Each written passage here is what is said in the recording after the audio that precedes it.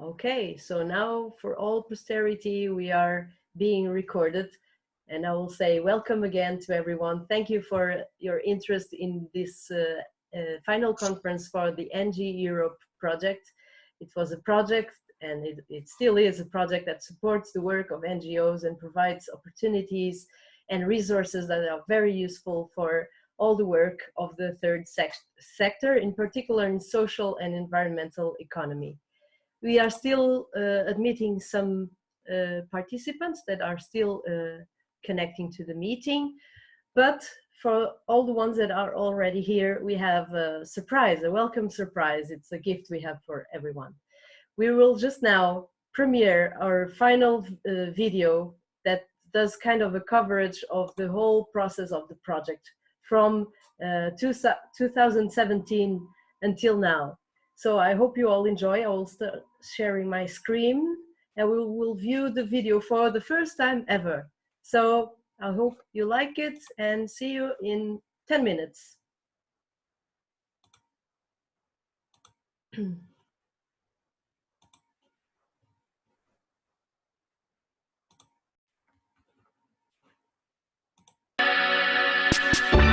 Is everyone seeing? You can write in the chat just to know if everything is okay. Yes, okay, so here we go.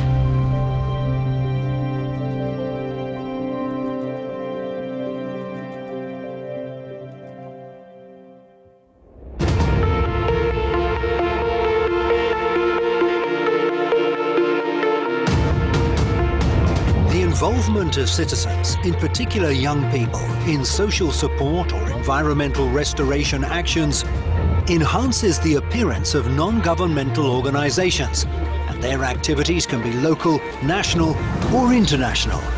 Non-governmental organizations, NGOs, have been defined as private and non-profit organizations that pursue activities that promote the interests of communities, such as protecting the environment, providing basic social services or undertaking community development. Individuals or groups who form NGOs tend to have a passion for their beliefs. Well, I enjoy helping our community.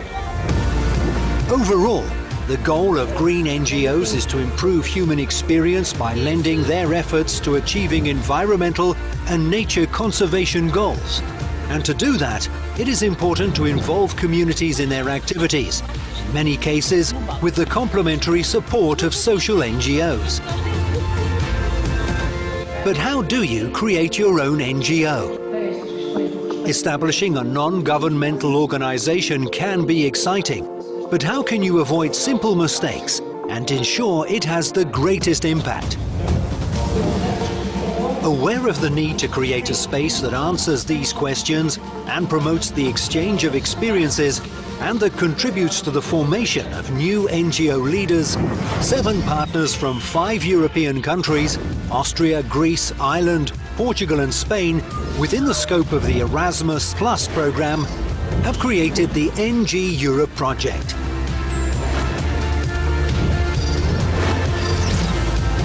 NGEurope is all about empowering European citizens in taking civic action on social and environmental issues through participation in NGOs.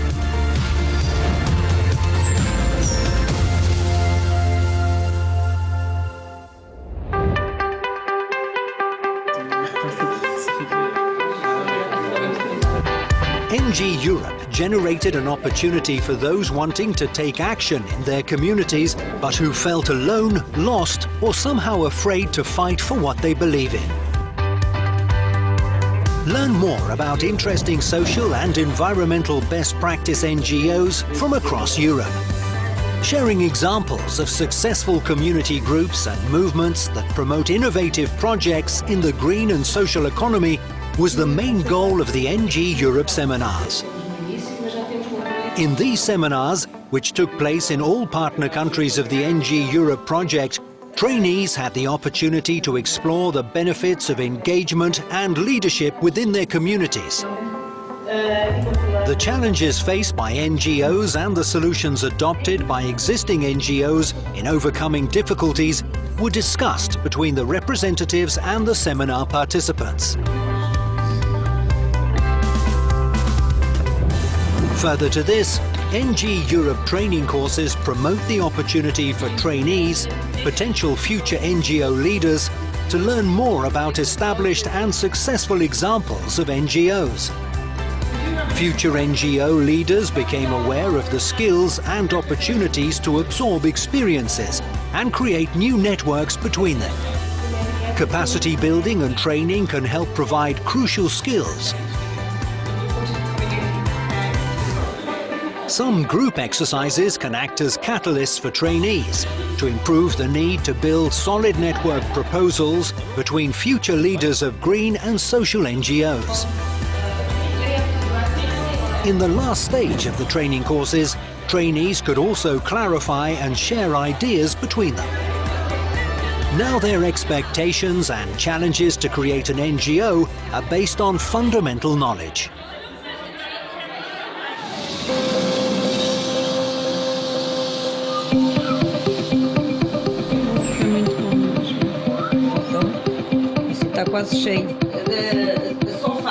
The increasing presence of NGOs and the confidence they instill afford them the power to positively influence private sector behavior through constructive partnerships.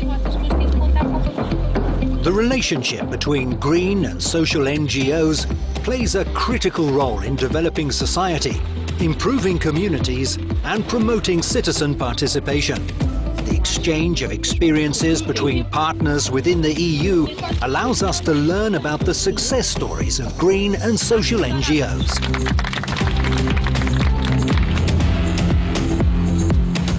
Westport, a heritage town on the west coast and on Ireland's wild Atlantic Way, is home to the Edible Landscapes NGO. Edible Landscapes mixes green and social issues in an innovative program that creates new opportunities for people in their local area to increase their impact in protecting the local environment. It's mainly women that are involved, which is normal. Occasionally we have some men along to help us. The average age of the group is 70. So we're all retired and we all love gardening. We all have gardens of our own at our houses, that we would bring seeds and things like that we've grown in our garden, and then more, if there's extra, we put them here as well. It is an organic garden, which means we don't use any pesticides of any kind, and we have also got here a compost heap. The gardening activities promoted by Edible Landscapes reinforces social interactions in the community and proactive behavior in order to care and protect for natural resources and biodiversity.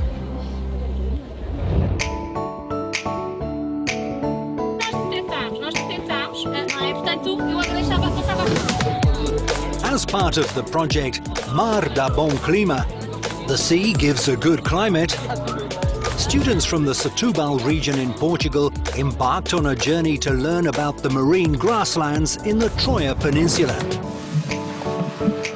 They participated in an inclusive educational project led by local fisherwomen and biologists as marine guides.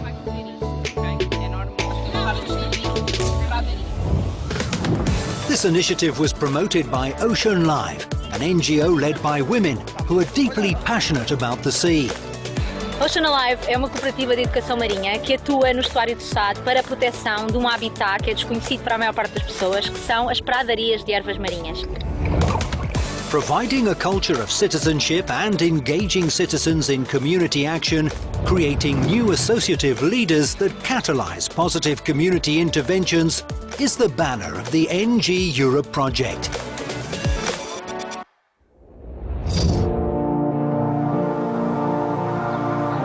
For Milène Matos, coordinator of the NGEurope project, it's time to take stock. At this stage of the project, I think the balance is very positive. We had numerous NGOs from across Europe participating in our activities, enrolled in our proposed training courses. We had internships, also the promotion of civic action in local communities, and even new NGOs were created, inspired by the ones we had in our observatory. I think it's fair to say that NGEurope created a legacy for any person enrolled in an NGO or willing to create one. They will find precious resources at our website, like the NGO Funding and Founding Survival Guide, or precious tips on how to manage and fund an NGO, and many inspirational cases from all across Europe. So this project encourages all people wanting to take part in their communities, acting through an NGO or a civic movement. So I hope everyone feels inspired to proceed with this type of work. There are thousands of NGOs struggling to survive, and you have to ask yourself if it would be better to support them. But if you want to become leader of a green or social NGO, participate in this great challenge of helping nature and communities. Go to NGEurope.net to learn how to start your adventure.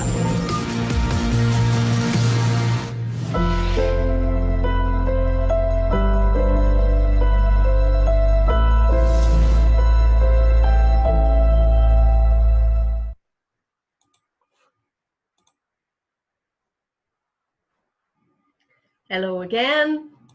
So I hope everyone liked this video. For us, it's very special and important, and it's good to revisit it. How do you say that? Go back in time and visit again some of our special events we had and the training courses, and see again the trainees and the attendants to our multiplier events. Thank you all, but especially to Play Solutions, the company that did this. And well, it's a company, but now we are friends. So thank you for your hard work. All the videos are available in our YouTube channel. When you're registered, you received at least 2 links to videos, and you can subscribe to the channel and see the rest of them.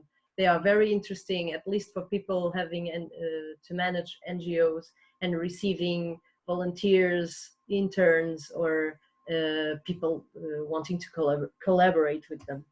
So the video already introduced us a little bit, but now I will ask all the partners to say a few words to our attendants and to let us know how was the experience of taking part of such a, well, I would say different project for adult education for a specific sector of the NGO world. So I will start with the hosts of this event, the coordinators of this conference, which is the association BioLiving.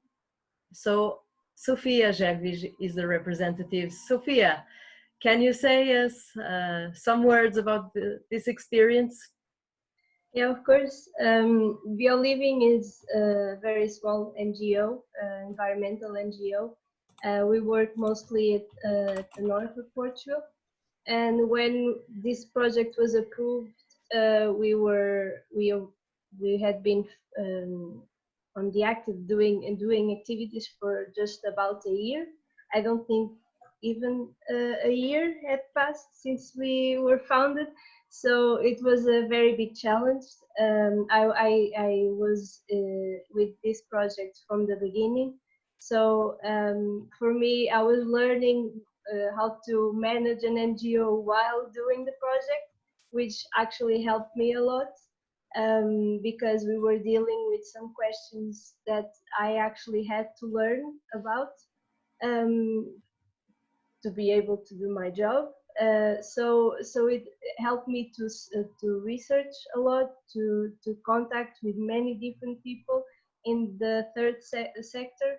So it was a challenge, but it was very rewarding. I learned a lot. I think the resources we have available would have made a huge difference for me in the beginning.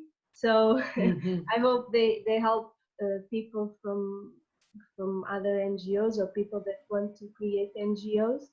And of course, the project is ending, but we are available still to answer questions. Anyone that wants to ask specific questions or to contact with us or even be partners with us, just contact us. The information is on the website. I hope everyone goes to the website and go through the resources and well, I hope they are good for everyone. I don't know if you want to ask me another specific question about I was going to ask what you already said, that maybe these resources would have been helpful at the beginning of the project when BioLiving was just born as an institution. For sure, even for me, because I had never worked like this in an NGO, so everything was new to me specifically, and I think new for everyone in BioLiving because we had been just born. So yeah, I think the resources would have been a huge difference in the beginning. And actually the project was born because of the difficulties that people from BioLiving faced when creating their own institution. The legislation was not clear, where to go, what steps to take. So they decided, what if we did a project that taught people on how to be more active in their communities through NGOs? Well, and long story short, here we are with lots of documents and useful resources for anyone facing the same difficulties. Thank you very much, Sofia. I would like to recall everyone that if they have comments or questions, you can write them down at the chat box below on your screen. And now I'll move on, still in Portugal, to Play Solutions, our audiovisual crew that did all these amazing videos. Pedro and Joaquim, hello. Can you tell us how was your experience? Hello. When we were invited by BioLiving and by Bilan to be part of this adventure, because it's an adventure, it was easy thing for us because, and we said yes at the first time, because the main issue, the main area of work of Play Solution is environmental team and science dissemination. So it was our work background. It was an amazing experience because all the people and the partners that were involved in this project, we push all together to get these good results. It was very easier to us to work with all people involved, and I think the final result is very good. We think that, and the comments that come to us from different people suggest that. So it was very good, and we hope it was the first of many projects that we come in the future together. Well, actually, I think I can share that it's not the first now, because we already collaborated in other things. The municipality of Lousada, due to your amazing work, commissioned you a documentary about the environmental work they are doing in the municipality. So it is already a secondary result of this cooperation. And well, I think we are all fans of your work. So thank you very much. Thank you. Moving to East, I'll go now to Spain, and we'll have Nacho representing the CESEFOR Foundation. Hello, Nacho. How was this experience in Spain? Hello. I think this has been a really, really great project. We have learned a lot.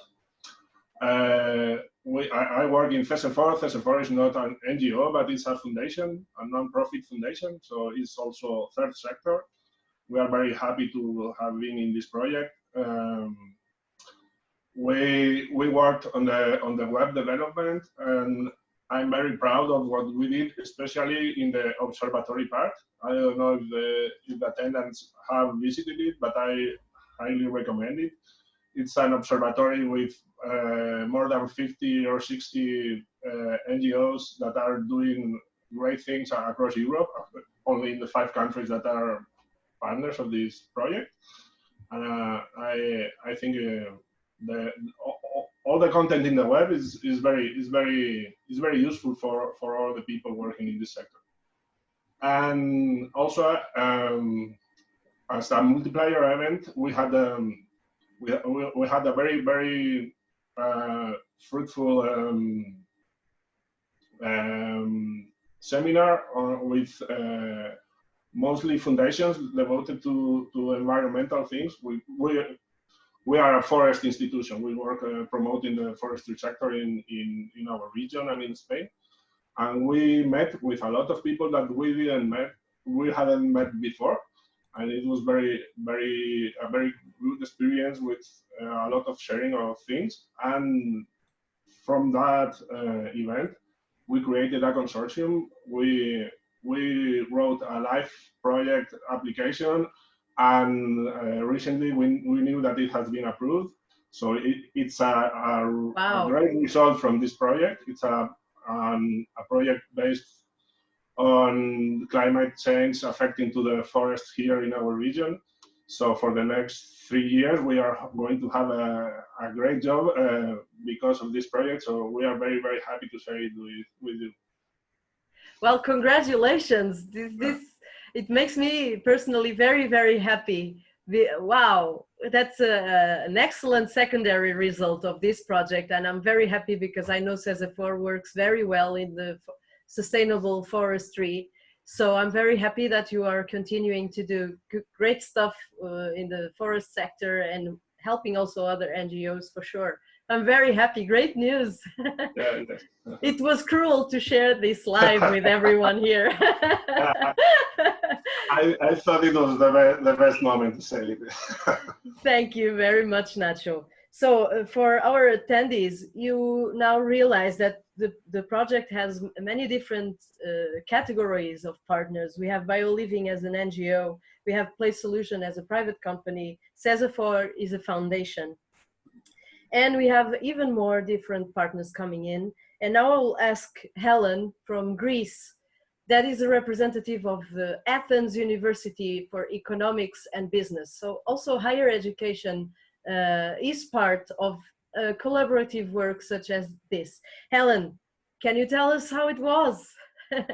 So wait, your microphone is off. Helen, wait a bit. Let me.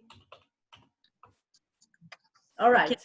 Okay. Yes. So I will be a little bit more formal because as a trainer, I need to, make it a little bit more structured. So I'm Helen Salavou, leading the Greek team in the project. We are very honored to be part of this project, inspiring all these individuals and communities to be socially and environmentally active.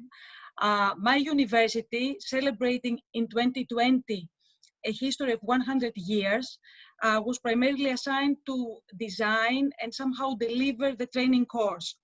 I was trying to think 2 points worth sharing with all the participants. Point number 1, I think we produced online material of high quality in 5 languages for all of you to find answers to questions like, am I strong enough to take action, to support my community, to empower other citizens, to solve social and environmental problems in a sustainable way, to follow best practices?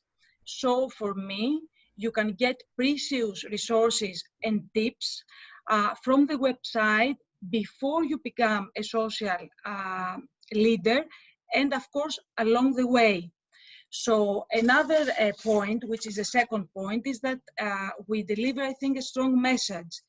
Training is always a safe way to develop crucial skills, to interact and multiply impact, build a powerful network beyond national borders.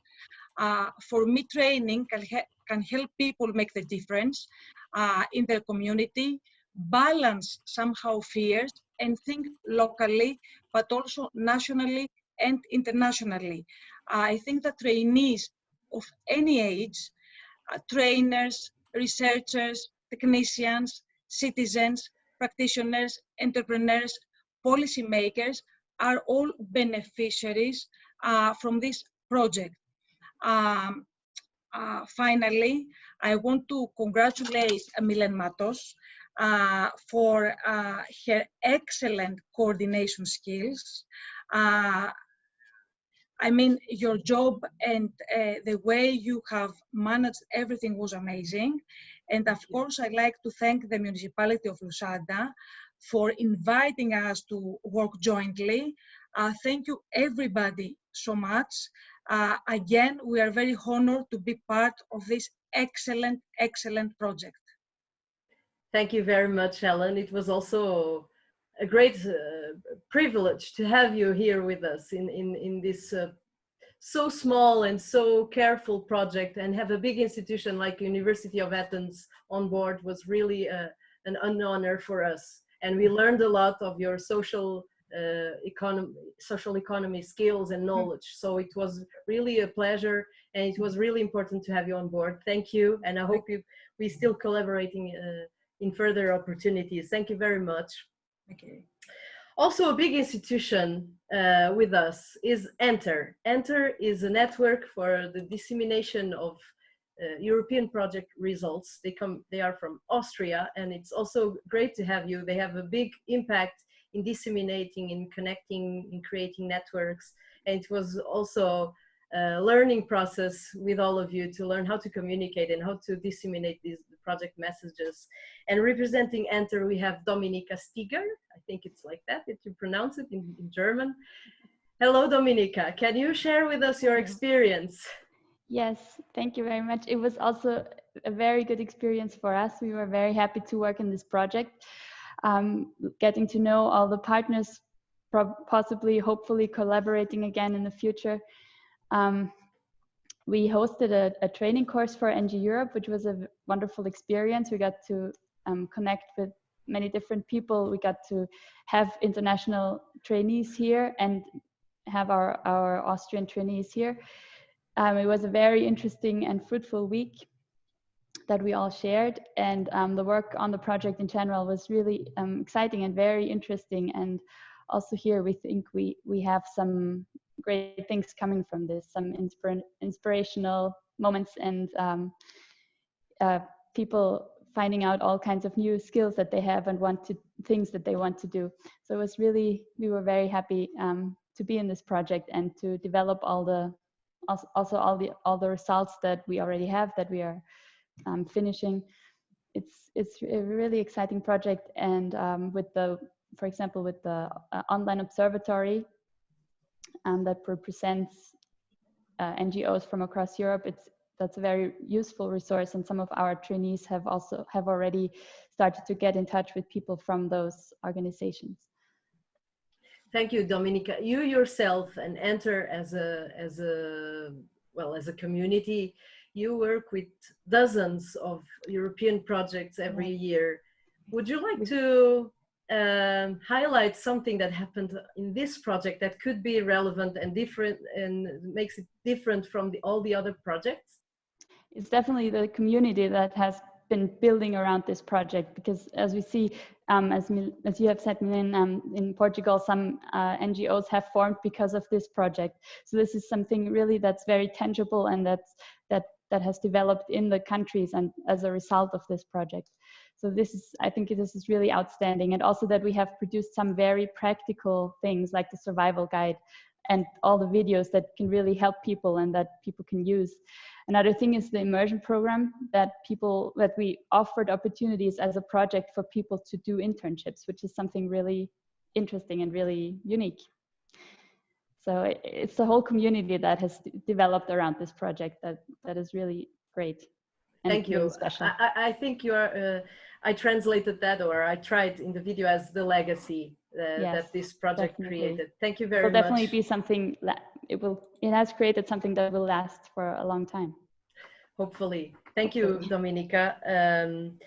In a few minutes, I will present the project and its details, and you'll see that the Southerners, the countries from Southern Europe, have a lesser tradition in taking part in civic movements and engage themselves in NGOs.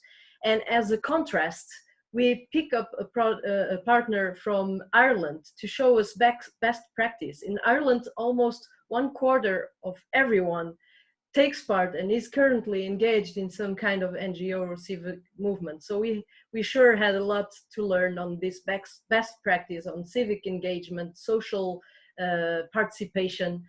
And so we invited Leave No Trace Ireland, that is one of the biggest NGOs in Ireland for environmental best practice, good behaviors on outdoor ethics. And representing Leave No Trace Ireland, we have Etna Larkin, or is it Maura? I don't know who is going to present today. No, I'm going to present. It's Etna. Hello, Etna. Hi, Belen. How are you? Thank you Morning, again everybody. for your also amazing work. And in the video, you could see the Edible Landscape project, and they have a lot more in the observatory that we'll show you in a minute. And Etna, actually, we could feel that people in Ireland have a different tradition in what respects the environment and the outdoor ethics and the respect they have for nature. So can you tell us how this project could even so bring an added value to you and to your region? Yeah, this project, Leave No Trace, we're based in Westport, so we're right on the west coast of Ireland, obviously the west of Europe as well. So it was great for us to see and to share ideas with other NGOs. We're a small company we have 3 full-time staff, but we have over 25 part-time contract trainers, and our reach is the whole of Ireland, the 32 counties. So even though we're a very small organisation, we have a very big reach, and we're Ireland's only outdoor ethics programme, and we promote responsible use of the outdoors. So it was really interesting for Leave No Trace to be part of this project and to collaborate with all the other NGOs across Europe.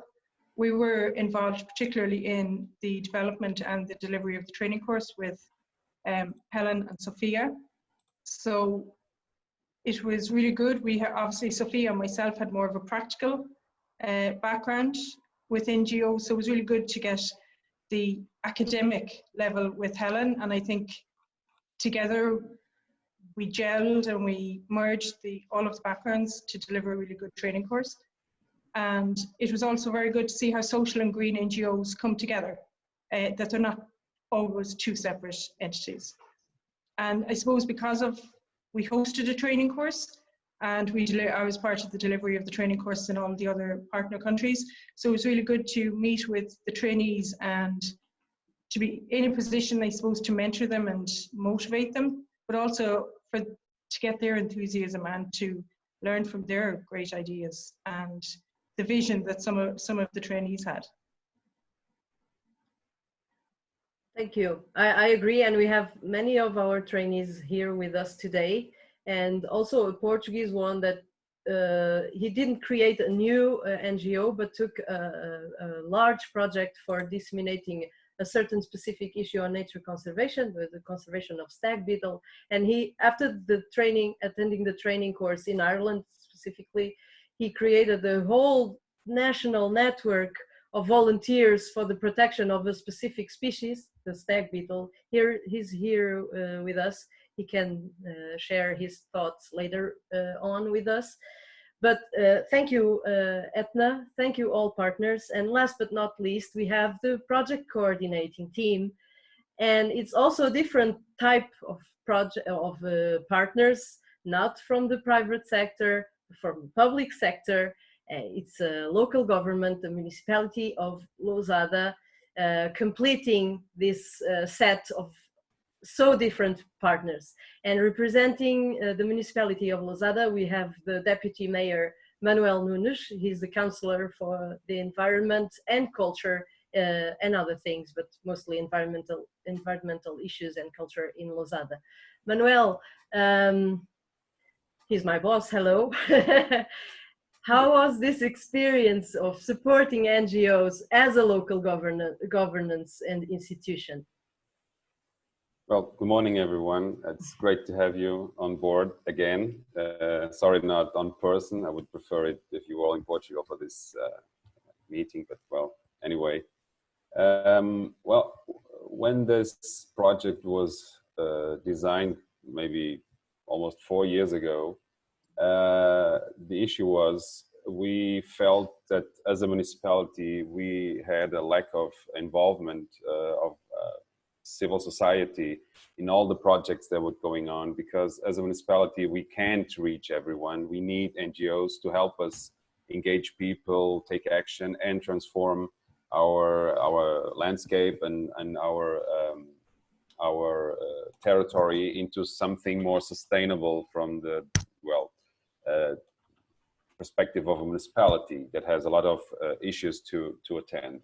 So we were desperate into trying to find a way to involve our local citizens. And it wasn't easy, but we thought it could be the best way to do it by training them, by showing them how to do it. And the best ways to do it sometimes are just by taking part. So we, together with BioLiving, we decided, why not design a course? Why not design a project? Why not try to get funding for this? And, you know, it really happened. And after almost 3 years, looking back, it was just a short time, because 3 years is like this, but it changed a lot. A lot of people were engaged, a lot of things happened, a lot of transformation took place in Lousada, and I think everywhere where this course and in all the countries where this course happened and the actions took place.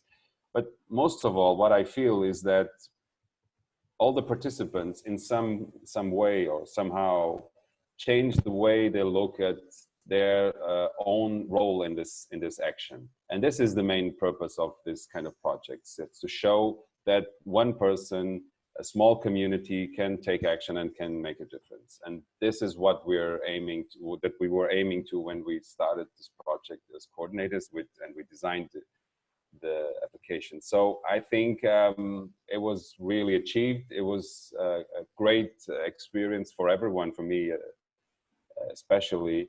And no one will probably forget this experience. And I think it will last and last and last for the next years, for those who took part and for those who had the opportunity to learn something and to change their own lives because of the project. So well done, everyone. It's the end of the project as it is for the application, but I'm sure not the end of the project for the idea and the involvement that it created and the bonds that were created with all of you. So well done.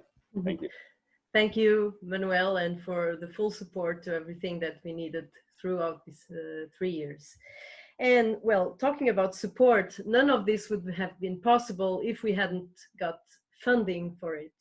And we got the funding directly from the European Commission through our Portuguese National Agency for the Erasmus projects for education and training. And we are very, very happy to have with us an officer that accompanied all our projects since the very beginning. It's Dr. Eugenia Inácio in Portuguese. Thank you, Eugenia, for being with us. And Eugenia will share a few thoughts with us, especially about funding opportunities that are available through Erasmus projects for the NGOs, even if they are very, very small, like BioLiving, for instance. Good morning, Eugenia. Thank you very much for attending this conference and for participating and sharing with us the great success of this project. Hello, everybody. Before starting with my formal speech, yes, I also need to say it in a very structured way, all the ideas that I want to transmit with you, and I only have 10 minutes. So I will ask you for some patience. I have some words that I've written and I would like to read to you in order not to lose all the ideas that I would like to transmit. But before starting my formal speech, as I call it, just let me know that it's very good to listen all of this country, all of these different kind of institution. As you can see, an Erasmus project can take on board so different institutions with so different backgrounds, so different experience, ones with more and other ones with less. So you can see everything is possible. So it's very grateful to see what Erasmus Plus can do, what can bring so much experience. So I was delighted to listen all of you. It's always very good, not only when we start a project, when we don't know anything about it, when we just read, and then at the end we have more sustainable information. We can see some results. In the agencies, it's not possible to follow very closely the project. We have a distance. We are very distant to it, but we need to follow for analyzed reports. We need to follow, in order to not lose everything. So this is a very good moment also for the national agency to listen and to learn more about the project, okay? So the ideas that I wanted to share with you, let me read. I hope I will not be very, very hard for you to listen, but that's the message that I would like very much to leave here, okay? So, well, I need also to say that on behalf of the Portuguese Erasmus Plus National Agency Education and Training, I thank you to the municipality of Lousada, to Associação BioLiving, to all partners for the invitation to open this final conference of the K2 project regarding the adult education sector. This project is entitled NGEurope, Promoting European Social Cohesion Through Leadership and Change Engagement by NGOs, and where will be here presented the project's results. I would like to underline the extraordinary effort that all intervenient in Erasmus Plus projects are making across Europe, taking into account the exceptional circumstances we are living on due to coronavirus. All Erasmus Plus projects approved and are still in the implementation stage are facing more or less limitations, and national agencies under the European Commission guidelines are trying to minimize the constraints felt by our beneficiaries. Exceptions were created, specific rules were changed, all in order to allow projects to be finalized in a more complete way possible, fulfilling the aims foreseen and bringing real impact to the target public. In these words that I just tell you, just to underline that it was really difficult to the projects that sometimes are thinking to giving up. You know, this is very difficult phase that we are crossing, and the national agencies and European Commission, for sure, we are trying to do all possible. We are creating so many exceptions, and we hope everything will end all right. So we are very happy that you have managed to reach the project end, in spite the eventual difficulty by the pandemic reality, and the NGEurope project should have accomplished by now its aims, of course, which means this project can empower potential NGO leaders and can engage citizens in civic and active participation towards green and social entrepreneurship through NGOs, as you already have heard and seen until now. Later on, national agency will analyze the quality of its implementation. However, our expectations to this project fall, in a very resume way, of course, to that situation where all partners have contributed to the training of a new generation of associative leaders, thus promoting the importance of the work of NGOs on building stronger, more resilient and sustainable communities. It's important to underline that projects supported under this Key Action 2 are intended to produce several outcomes to participating organizations, like innovative approaches on education and training to their target groups, a more modern, dynamic, committed, and professional environment inside the participating organizations, and increased capacity and professionalism to work at European or international level.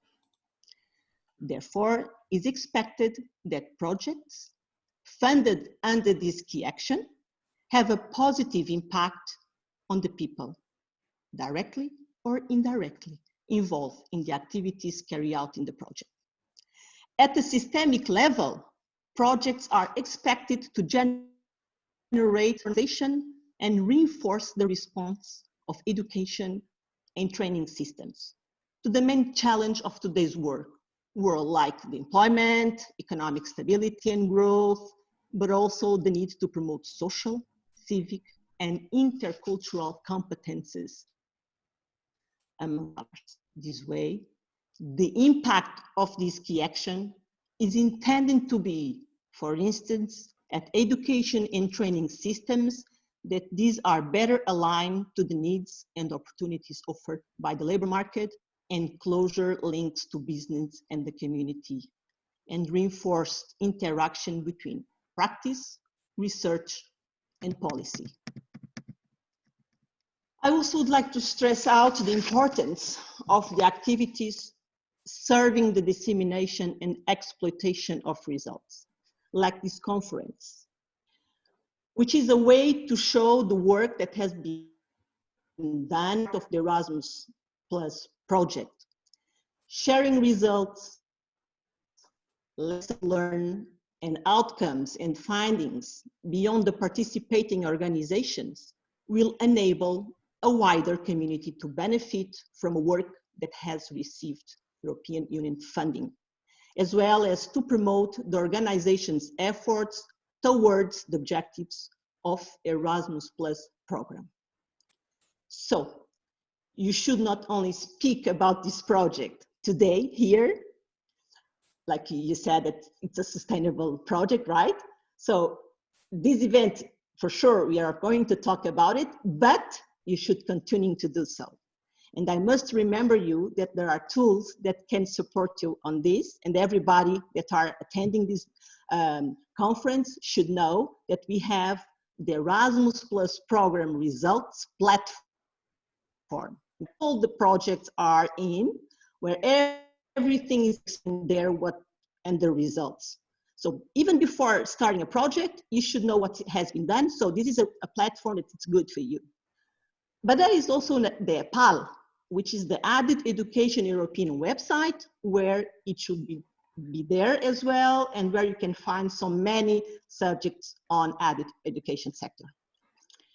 And before finishing my introduction, there is another thing that I would like to tell you, and I hope this will somehow respond what you have asked me about the opportunities. So I don't have time to say so many, and there is so many things also that we still to learn. Why? Well, I intend to make here reference to the near future. As you may know, the Erasmus program, as we know it, will finish this year, and the new program for education, trade, and sport will be launched very soon by the European Commission. It will be from 2021 till 2027.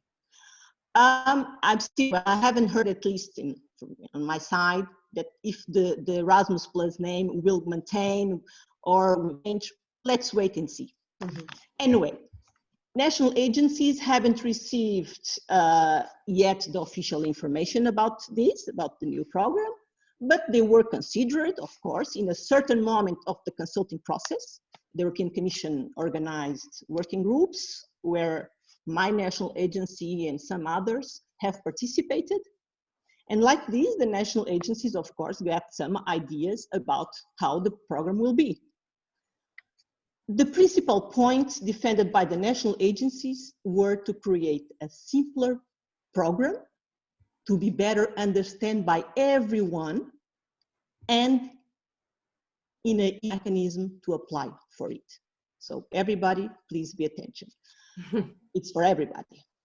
It's important that small institutions, and in a particular, the community-based grassroots organizations, like some of those that are here in this project, others that are harder to reach, will acknowledge about the program's existence and will increase their participation when compared to what happened in Erasmus+.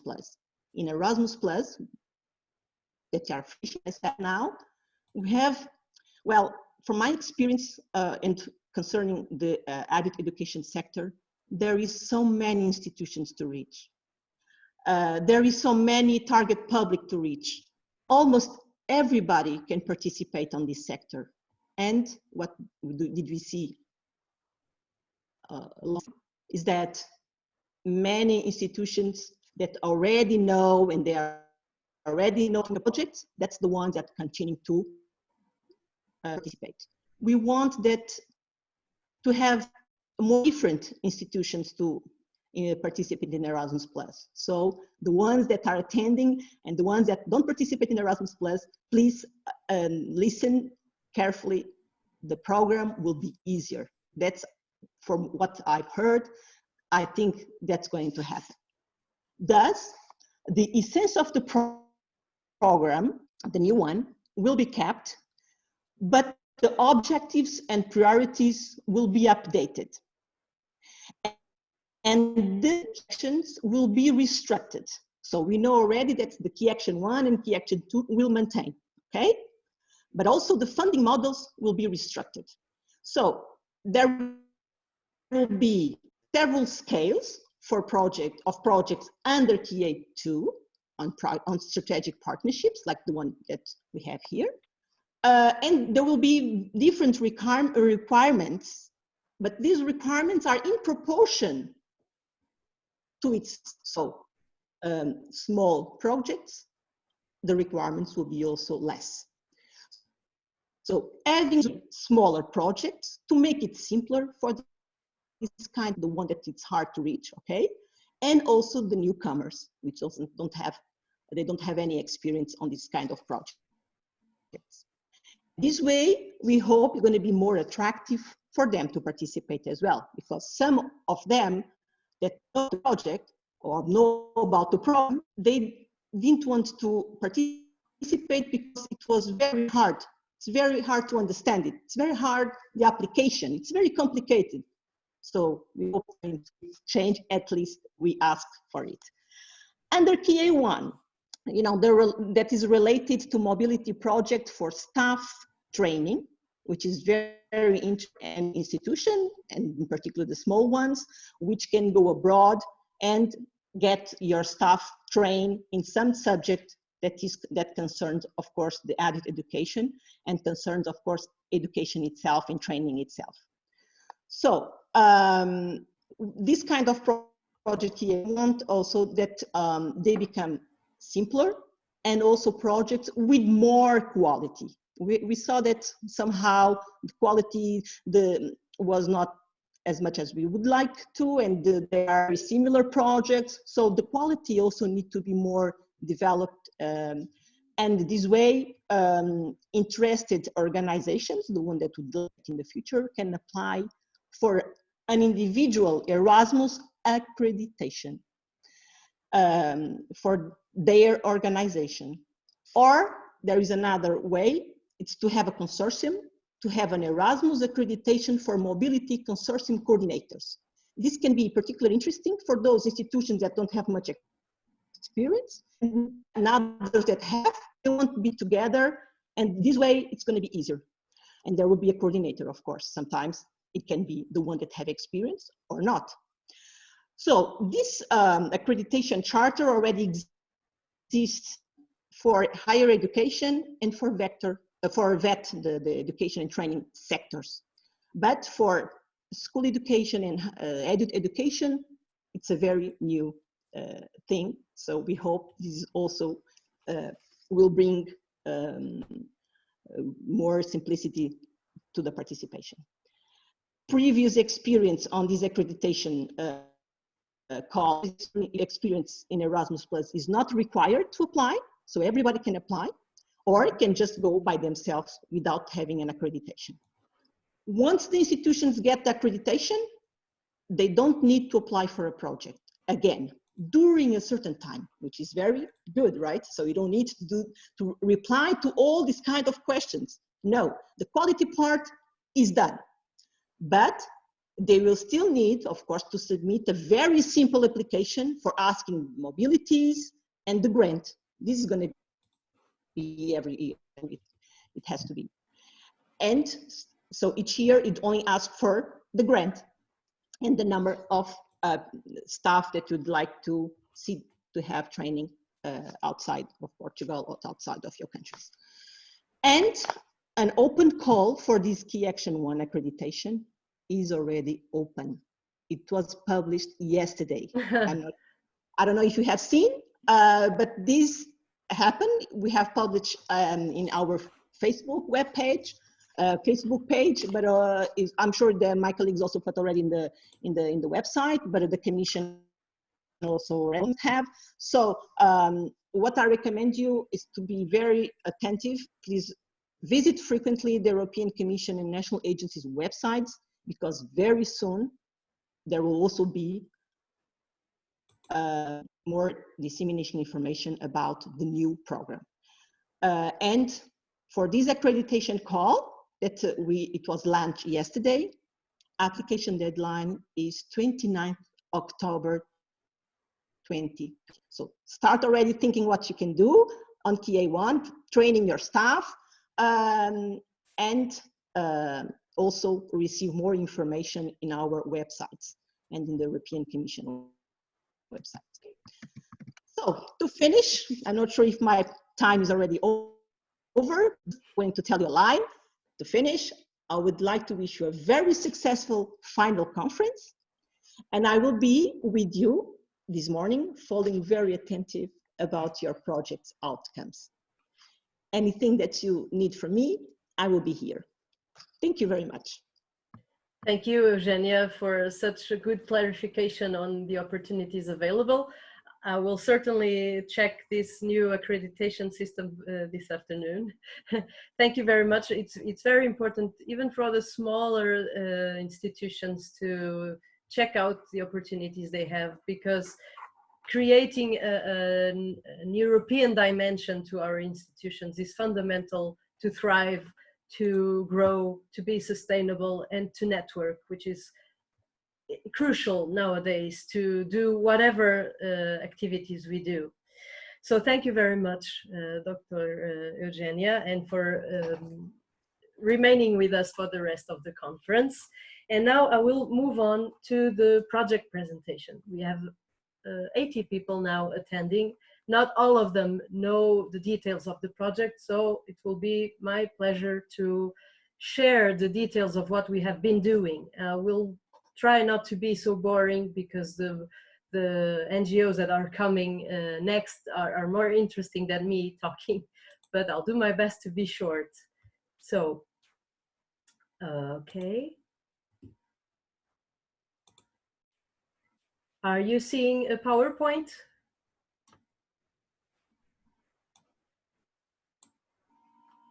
Yes, okay. So I'll move to the full view. And here we go. Okay, in this final conference, we will show you mostly the resources and results that we achieved and produced with this project. The project, as you know, was funded under the Erasmus Key Action 2 funding opportunity, and it consists of a strategic partnership for adult education. In our case, our adult target audience are people working in NGOs or wanting to create their own NGOs. So the project lasts for 32 months, but we had to extend it due to the corona situation. So it will officially end in April this year. And we gathered 7 partners from 5 different countries. We already introduced our partners. From Portugal, we have a municipality, an NGO, and a private company. From Spain, we have a forestry foundation. From Greece, Athens, the University of Economics and Business. And from Ireland, the Leave No Trace, an NGO that works on outdoor ethics and environmental issues. And finally, from Central Europe, we have Enter, a company dedicated to disseminating and exploiting the results of European projects. Okay, so NGEurope, who is this project for? We identified 3 main audiences. 1, people that want to be more active in their communities or even proactive and start new civic movements. People that want to be NGO leaders, and current leaders and volunteers that already belong or take part in some kind of civic movement or NGO and are looking to complement, develop, or renew the knowledge they already have. What specific objectives do we have with this project? Well, firstly, we want to capacitate, train a new generation of leaders. When we say new generations, is not only the new leaders that will emerge, but also the current ones that somehow want to modernize or update their knowledge. So capacitation. Also support. We created many different resources that are very useful for this 3rd sector. And the support is not only through the sharing of knowledge and the support of actual deliverables, but also on sharing. We want to share the experiences, create a network of support and an infrastructure to people can refer to when they need an advice or they would like to know how certain NGO did this or that. We have a network of support and sharing. So with all these specific objectives, we want to promote a social and green economy based on active participation of the public and the mobilization of people through civic movements or NGOs. And all of this together will certainly contribute to social cohesion, and we will illustrate this image of social cohesion in a few minutes. So why did we create this project? Well, because NGOs play a very important role on the sustainability of a community, as recognized by the European Commission and the European Council, at least. And NGOs are seen and recognized as an effective social tool to solve problems in proximity, where the issues are happening. And NGOs are also effective ways to train and educate general population. And this importance, as I said, is well documented and recognized by official institutions like the European Commission. And the European Commission stated that NGOs have become essential actors in the field of social action, particularly fighting against poverty and social exclusion. The Council of Europe states that the governmental and quasi-governmental mechanisms like social civic movements, social engagement at all levels, and not just the big ones, should ensure the effective participation of NGOs without discrimination in dialogue and consultation on public policy objectives and decisions. Having this kind of support is very, very important to credibilize, to give accreditation and trust to people that have credibility and can well feel that their NGOs are accredited and are trustful and trustworthy. Small NGOs can have specialized and personalized impact both on local and international levels. And we are just illustrating some examples in a few minutes with our guest NGOs. Although, despite all the documented importance, in many European countries, the population still has some doubts and does not perceive the work as NGOs as so important in their daily lives or in the sustainability of their communities. Countries like Romania, Greece, and Portugal, Greece and Portugal being partners in this project, claim that European citizens do not need NGOs.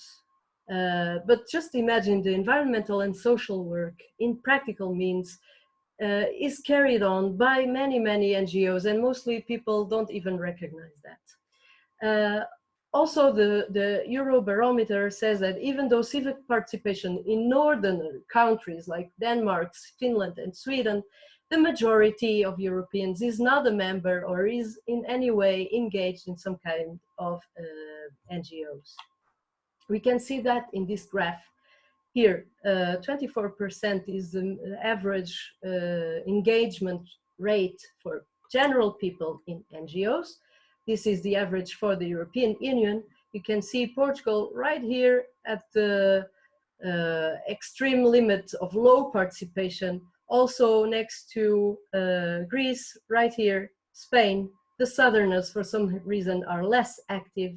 And then we have our Ireland, and that's why we picked up an Irish partner here with 32% of people participating in NGOs.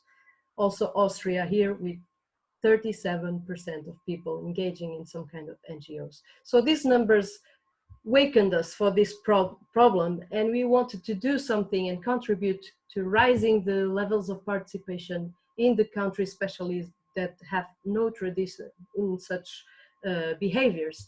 So in short, we wanted to induce more and better civic participation by training and supporting these people. So how could this project help people that want to participate?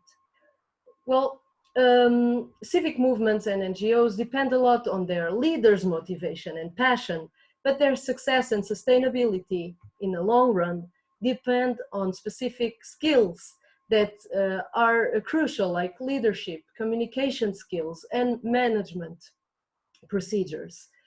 So our project intended to foster civic participation across Europe, demonstrating the positive impact of NGOs in the society and capacitating this so-called new generation of leaders with these important skills. So, like any other Erasmus project, this NGEurope project was structured in 3 types of activities: the production of intellectual outputs, the development and delivery of training courses, and multiplier events, just like this final conference. So now I will present the list of intellectual outputs that we developed. These are the resources, the deliverables that any person can download from our website, the NGEurope.net website. And well, hopefully these tools, these deliverables are very helpful for people wanting to start an NGO or to update their knowledge. So everything started with a research project. This research was done by desk research. We consulted official documentation, fact sheets, information from the European Commission and other official institutions, but also through fieldwork. And we did fieldwork by observation and consultation with specialists, and also by consulting with the general public. This was very important. In each country, we established a local working group composed by common people, not specialists, common people, to have their opinion about the participation, the work of NGOs. And in each country, many people represented the civic society, like we had policemen, teachers, housewives, all sorts of people producing information and, well, a general knowledge to mirror the expectations of the society and to have a real feel of the reality of each region. So with all that information, we compiled a summary report that brings in statistics and information that translates a diagnosis analyzing the public perception of the work and importance of NGOs in our 5 different countries. We will send you the tape of this conference along with this PowerPoint, and then you can download the resources just by clicking on the links provided. Okay, next output is an induction to pedagogy kind of instruction package. What we mean with this is that many times NGOs receive volunteers or interns or people that knock on their doors and want to help somehow. But many times the leaders of these NGOs do not have any pedagogical training and sometimes are not the nicest or the more collaborative, why not to say, in receiving these new people. Or sometimes they just don't have time for it. So with this kit, we wanted to help these mentors or the people that lead the NGOs to somehow help them mentor new NGO interns or volunteers. So we did an ebook that you can download from here, and also many videos with interviews and tips for better integrating these interns in their institutions that you can watch on our YouTube channel just by clicking here. So under this induction to pedagogy package, we also did some actual internships across all the countries that also interconnected with this third intellectual output, the training course package. We did a full week training course in all the 5 partner countries, where we taught important tips, tricks, knowledge, and information for how to properly manage and successfully lead an NGO. So this training course had in total about 100 trainees that we were able to train in altogether in all countries. And you can download this important training package here. You don't have actually to attend the course physically to understand the training. All the resources are available. Also, we have videos and resources and references that can be consulted. And you can follow the training just by reading and studying the resources that we made available. But well, in a full training package, everyone attended personally this training course and also did an internship in an actual NGO.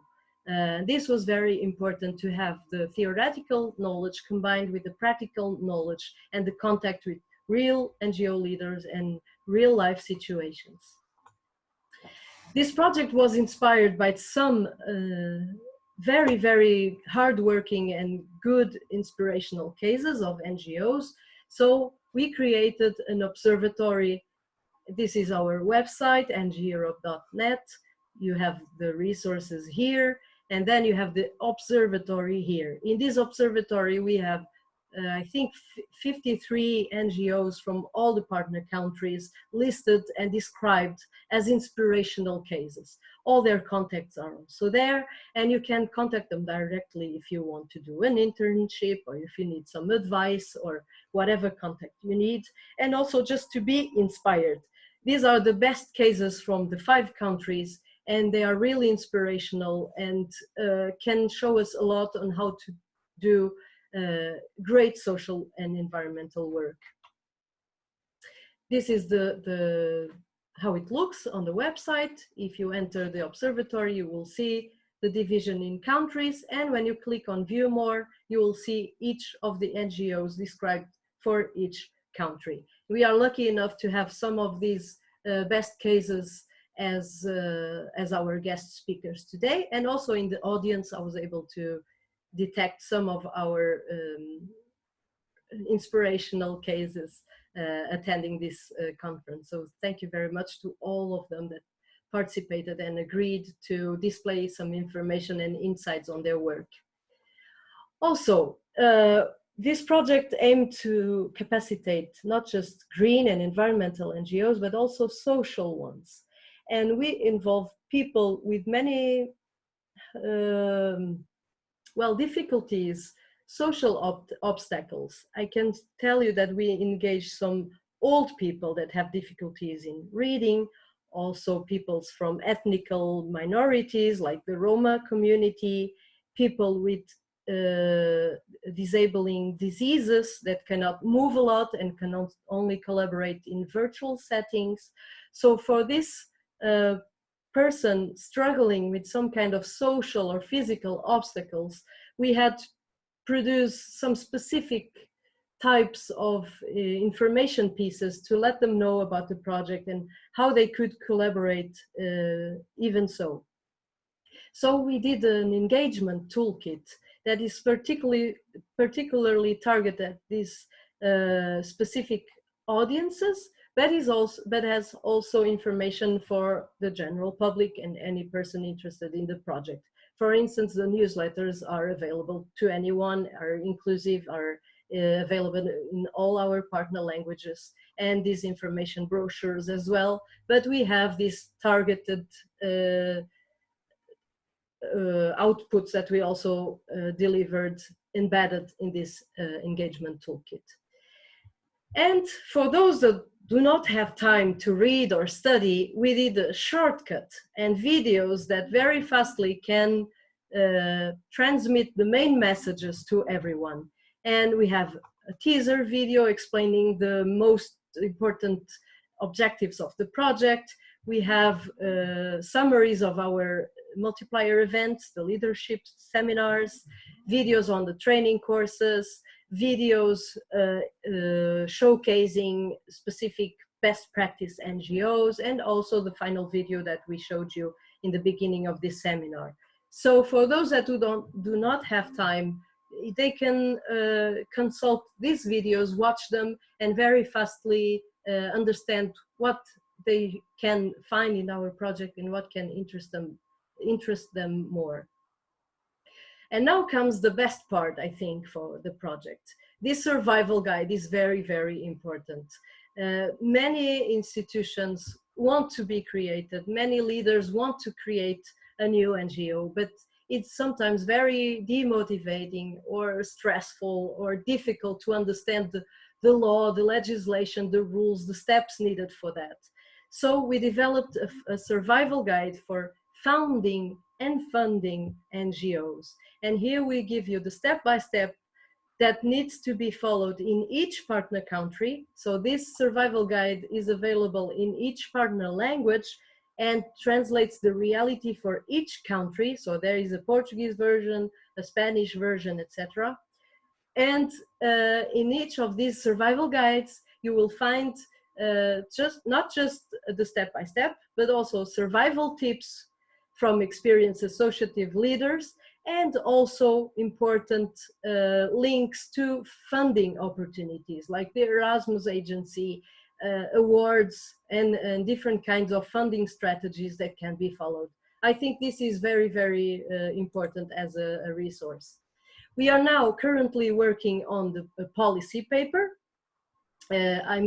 We also did desk and field research for this policy paper that is kind of a political statement. And we have a local governance partner in our consortium, that is the municipality of Lousada.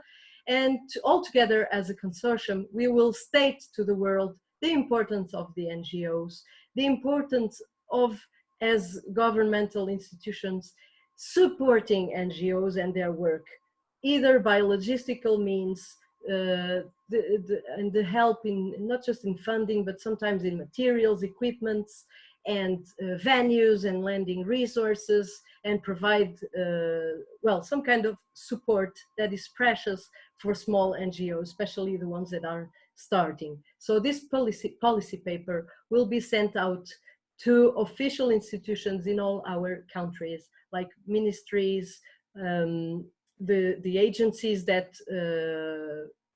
represent the third sector, and so on. So this is also very important as an impact output. And finally, we will summarize after this conference the Lehman report with all the achievements and short messages and key learnings from the project. These last two outputs will be available in about 2 or 3 weeks. We just needed this final conference to be able to finalize them. And also they will be available in our website. So what kind of results besides the outputs did we achieve? So we did 5 training courses editions. In each training course we had about 100 participants, and this is this was very enriching, rich experience. The training was delivered by 2 NGOs and the University of Athens on economics and business. So it was very complete with theoretical parts and practical parts, and also including field visits to NGOs and to the impact work that they were doing in their communities. So it was really, really important to have these trainings. 100 new leaders were trained, and anyone wanting to have an insight on this training can download the training course, and all the PowerPoint presentations and resources are available at our website. After attending the training course, the trainees were invited to do an immersion program, that is a job shadowing or an internship in actual NGOs. And this is very, very important as well, as after having the theoretical knowledge, they were mentored by someone that explained the exact work that was done in their NGOs and the difficulties and the motivations that were behind the leadership of that NGO. And by now, so far, 73 participants completed these programs, but more are still doing it. And by the end of the project in August, probably also 100 will have completed this training experiences. For our multiplier events, we invited many NGOs, inspirational cases from our observatory and others to network, to participate, to let them know about the available resources in our project. And we also did 5 editions. Actually, we did 6 because BioLiving created an extra plus seminar like this, because they had received lots of propositions and requests from existing NGOs to network. So they did an extra edition of these multiplier events. And for now, we had about 200 participants in total. With this seminar now today, maybe we will reach about 300. And in total, I think this is not updated, but probably 30 NGOs were somehow engaged and participated in these seminars across Europe. Okay, so to conclude, and I hope I did not take too long, we believe that with better leadership and more prepared leaders, and we will be able to have a better civic participation, more empowered communities, and more resilient communities to face all the adversities and issues that may arise in social and environmental settings in their regions. So thank you very much. Again, this is our website, NGEurope.net. All the resources will be there and all our contacts are there too. I will now stop sharing my screen. Sophia, I don't know if any question arose meanwhile. If you have any questions, please write them at the chat box and we will answer when we can, or at least at the question and answers period by the end of the conference. Let me see if I have any question here. Just private comments. All right. If anyone has any questions at any time, you can send them and we'll try to answer as soon as possible. Okay. So after presenting the details, we are more than pleased to present actual NGOs. And let me share with you that we are very honored to have one of them is Ocean Alive, and we are very inspired by them. And actually they were our role model for creating the project.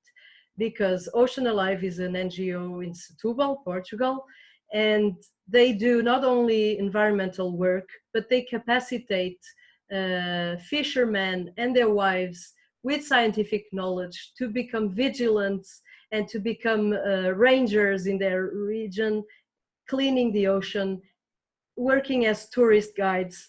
So it's incredible what they do. You can see the showcase video in our YouTube channel. And we are more than happy to have today Sylvia Tavares from Ocean Alive presenting their work. Sylvia, please be very welcome, and many thanks for again participating with us in NGEurope. And I'll leave you the floor. You can present your work better than me. Thank you very much, and please. Thank you so much, Milan, for hosting us in this forum, and also to the rest of the BioLiving team. First of all, congrats on all your achievements.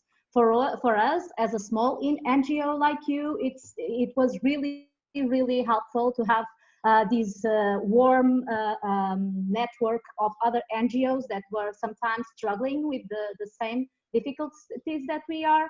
And all of the steps were really nice for us to also to share and to know people and to stay connected. So thank you so much for your work in this project, and congrats on these results. Thank you very much. Also, thank you so much for using us as a case study and for choosing us to be like a good practice model. And thank you to Play Solutions too for making a good looking video of our project and allow us somehow to reach further and to use our work also as a model in other contexts, namely on an European level. So also I would like, first of all, to thank the audience because they are here today. They are sharing it with us, one of their most precious resources, their time, to be dreaming and working on constructing a better future. So thank you so much for being there. I will try to be brief, but I will start for explaining to you what will be the structure of this this presentation. I will take about 20 minutes. So in the first 10 minutes, I will respond to the BioLiving challenge of explaining to you who we are and what are we doing here in Setúbal. For this, I will use a short video, a 3-minute video, and also a PDF presentation, just to show you that I am the face of the project today, but there are a lot more people involved in this, and some of them are amazing.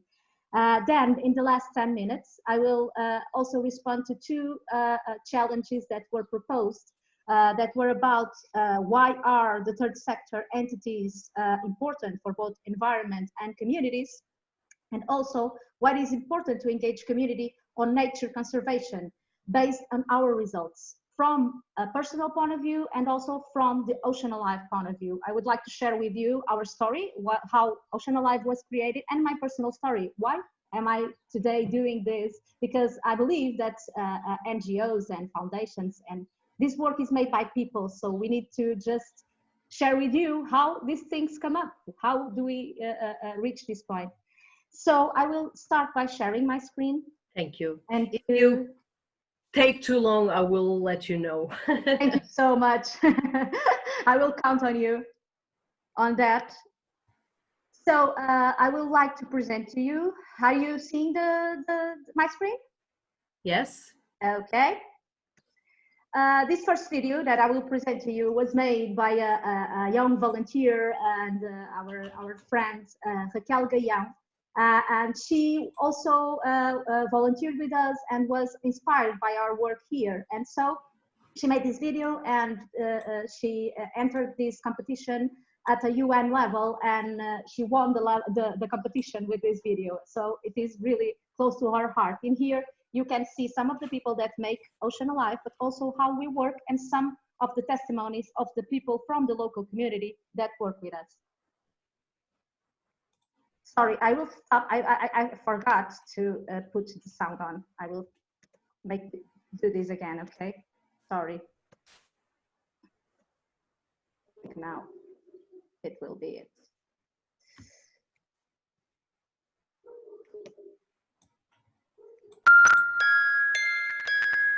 Ocean Alive is a Portuguese NGO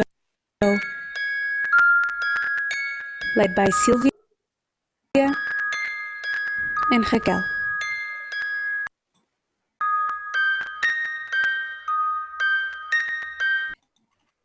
They work in Setúbal, over the Sado estuary, to protect the seagrass meadows that store more carbon than terrestrial forest.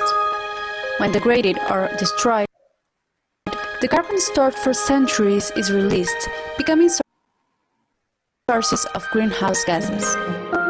Ocean Alive camp students explore the marine biodiversity of the seagrass meadows.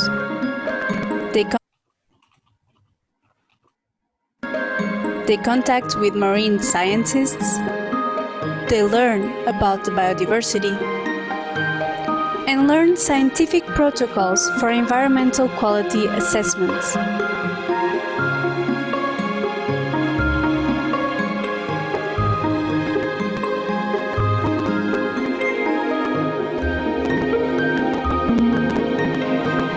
They take samples from the sediment to measure blue carbon and show to students how seagrasses are one of the most powerful natural carbon sinks and how they are crucial ecosystems to mitigate climate change. Ocean Alive educates students and the local fishing community to sustainable fishing and good practices. Their aim is simple: to promote behavior change, reduce destructive fishing, and protect the seagrass meadows. Through a training program, Ocean Alive is empowering fisherwomen, providing them a supplementary income to monitor the seagrass meadows and act as leaders for plastic awareness. I don't remember seeing one of these since I was like 2 years old. Hey, this one is like 30 kilos. Come back.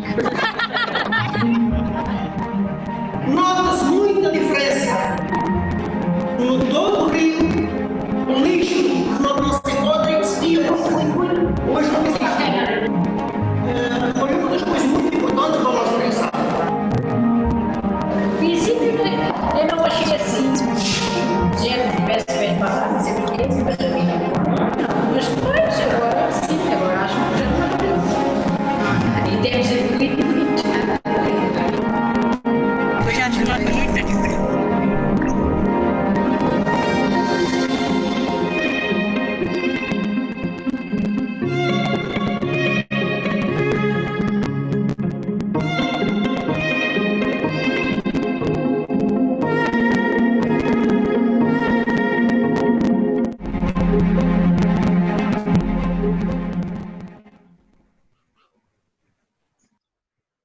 So I will now stop sharing my screen for a little bit. Sorry.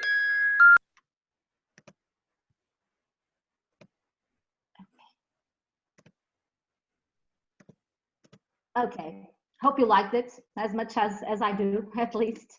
And this work, the first thing I would like to ask you and to try to engage a little bit, some of you, is how many of you already contacted or knew about marine forest, about seagrass beds? Can you just put your hand up like this so we can have,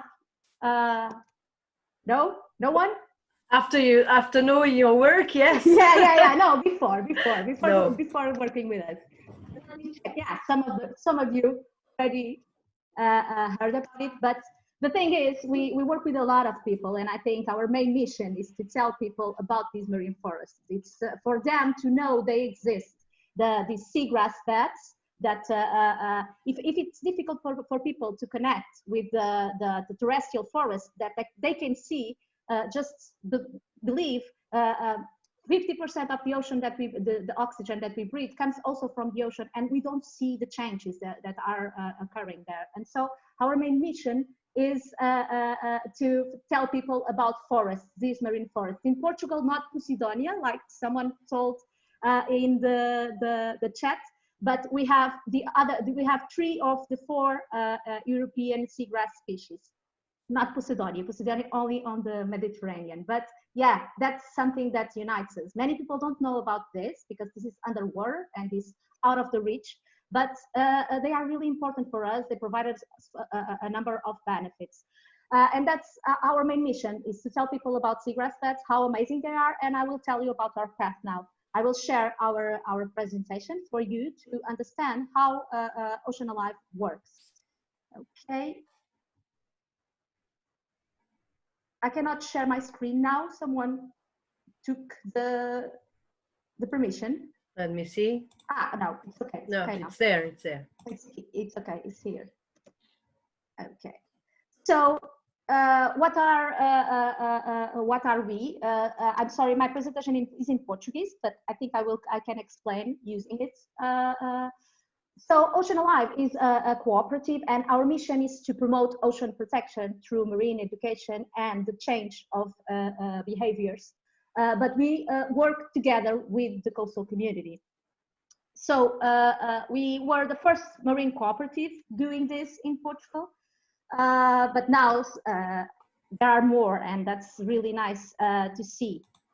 So how did we begin? So we identified that seagrass beds are degrading, like 2 football fields an hour are lost, and it is an habitat with a high value in terms of natural capital and ecosystem services. Also, the seagrass beds in Sado Estuary, the place where we work, they are the nursery of the fish that sustains the fishing community and the shellfish, but also from the food that sustains, for example, the bottlenose dolphins community, and also, for example, the threatened population of seahorses. So we identified that the degradation of these seagrass beds was at the same time bad for the environment and also for the social condition of the women from the fishing community. Unemployment and undervalue of their knowledge. And this is what led us to work. Our work is to protect the seagrass meadows in Sado Estuary through an educational program and changing behaviors, trying to connect the scientists with the coastal communities. And so this scheme just summarizes how do we work. All of what we do is to protect the seagrass beds and also to promote the employment and the valuing the women from the fishing community. We started by having a marine education program and by capacitating some of the women from the fishing communities that were chosen by having a good communication skills to be our companions in the activities that are made with schools and also with the community, but also with like touristic guides. They do these activities that are sold to tourists and all of our activities have for one side, one marine biologist, on the other hand, one fisherwoman with all that valuable traditional knowledge. Our second axis are the awareness campaigns. So our biggest awareness campaign is about the plastic in the oceans, about one specific behavior that exists in here related to salt plastic containers. They use these salted containers to catch razor shells. And for a number of years, this plastic was left on the tide when people went to go do shell fishing. And so we started these big campaigns with volunteers trying to clean the estuary and at the same time engaging, creating a network of entities to collaborate on this, from private entities to public entities, everyone working in the common goal. And also, we tried to started to do team building activities for companies in this access. It is called shell fishing without litter. Then later in 2019, we did a number of funding attempts, and it was really nice because we were able to start also to evaluating both the impact, the social impact of our activities and the environmental impact of the project. Now I can tell you that we have three kinds of new professions that were created, one of each one of these axes, and we have fisherwomen that are working with us, and they participate in the educational activities as guides. We have fisherwomen that work on the awareness campaign. They go to talk to the shellfisher, and they try to catalyze behavioral change inside their community.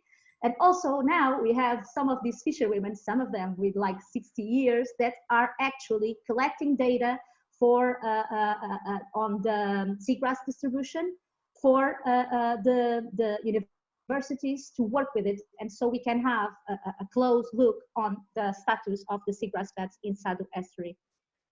So I will tell you, like I told you before, our main mission is like to talk about seagrass beds to everyone, but we also clean the Sado estuary and we change behaviors with the coastal community. These are some of our results. Here I present you who are the team members, the resident team members of Ocean Alive in this moment. Are Raquel Gaspar. Raquel Gaspar is the founder of Ocean Alive, and it was her that created Ocean Alive, and I joined her later in 2017, and we are working now 3 years on promoting seagrasses in Portugal on a local and also on a national level now. So, but we don't do this alone. Of course, we won't be effective if we were not working, if it was not the people from the fishing community, namely the women. So the seakeepers are the women from the fishing community that collaborate with Ocean Alive in all of these activities. Now we have, this is not updated, now we have 18 of them, 18 women in here that are collaborating with us, both from a paid level and in a volunteer way. It are the two things are using. And what do we try to achieve? We try to achieve both at the same time a social impact and an environmental impact. We believe that we cannot protect the seagrass beds if we not value the local community that has traditional knowledge and is every day. And so this is what we are looking for. So here I just tell you about the three new professions, the three new roles that were developed for the women of the fishing community in our project. So they are marine guides, they are awareness agents, and now they are monitoring the seagrass beds, working with scientists. And this is some of the faces, so you to know them. And so Sandra Lazaro and Minda are two people on the fishing community that have a lot of good communication skills. They like to laugh a lot, and they help us to tell people how are the seagrasses and how wonderful they see them. So these are two of our marine guides. In the awareness agents working on the plastic awareness campaign, we have several people. Namely, I would like to talk about Dina. Dina is the first people on that is the first person on this slide, on the left side, and in the right side you have Inês. Inês is her daughter. So Dina is not a fisherwoman, but she works on a local aquaculture, and Inês, she is the best walker on the mud that we know. She tells people how these things work, how are estuaries, and what she learned from her dad by going every time to the field with him. So also, Sylvia, I hate to do this, but just to let you know, you have 5 minutes. 5 minutes? Okay, I will do this quick. So this is Cidalia, Fatima, and Elena. And here we have people that started to do the monitoring. Elena Bravo too. Now I will just share. I will stop the sharing of the screen. And I will go to the second part. I have 5 minutes now to present you what are our results. So I thought it was nice to tell you about how I ended up in here. So I just to show you that what we value in here. So I will show again a little bit. Go.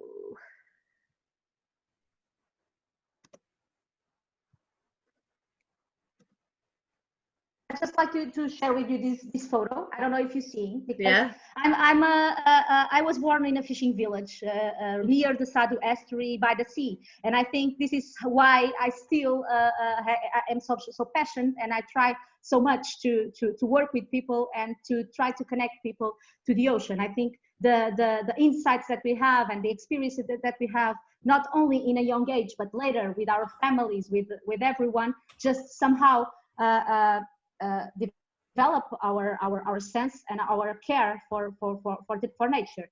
So later I studied biology. I went to Coimbra. I did scientific research for a while, and later on I was able to dive. And I think when I learned to dive, I was able to have a privileged way of looking into the ocean, and in that time this desire to tell people how was this, and what was happening underwater just grew.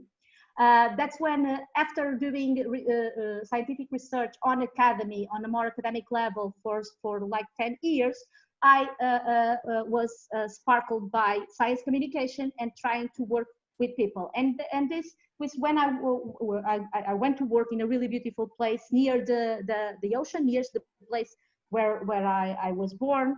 And I met Raquel Gaspar, and this is where our dreams started to flourish, because here we worked in a project that was trying to reforest the sea, and we saw that we shared the same passion. And so later in 2017, I actually started to work more closely with people, and left more an academic point of view and started to work in this NGO. And what a hell of a ride, okay? This has been working with people, sharing my passion. And sorry, this is not what I wanted to share, but just to say to you that it's been a ride. And I didn't always wanted to work in an NGO. As you said, an NGO, it's not something that is quite valuable in Portugal. So now I can see how effective the changes we can make when we work closer to the people, and somehow when we can establish the bridges between people and science. So I can say that this was my path. Now I share my passion. I work in an NGO with people, with youth, with fishermen, with everyone, and engage everyone in this task. When I talk about the Ocean Alive path, I already presented some of that to you. We started slow with the guides, and now 5 years later, we are 5 years now. We started with 1 people. In 2017, we were 2. We could somehow amplify the work that we were doing. We started to go on media. We started to work on a local level, engaging the local stakeholders on the protection, and to creating a bigger network with people to work with us. And then something happened. I can say 2018 was the year that we did a lot of funding research, and we started the project as a whole. Then a big thing happened. This big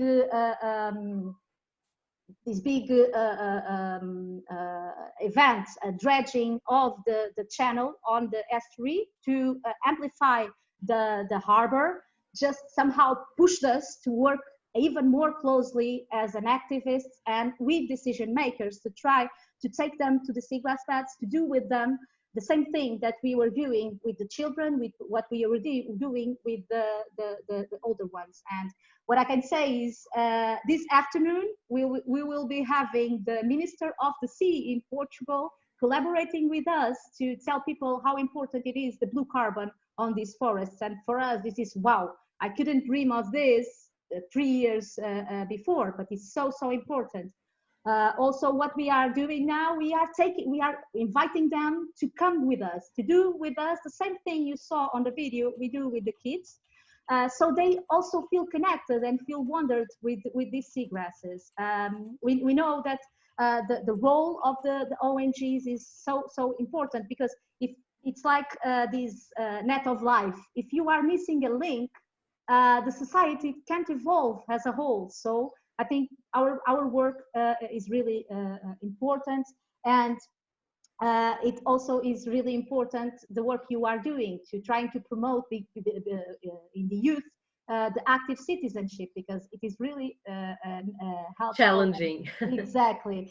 So just to end up, I would like to pose my conclusions. I don't know how I am with the time. You're done with it. Yeah, sorry. Just 1 minute from your time, just to help my conclusions.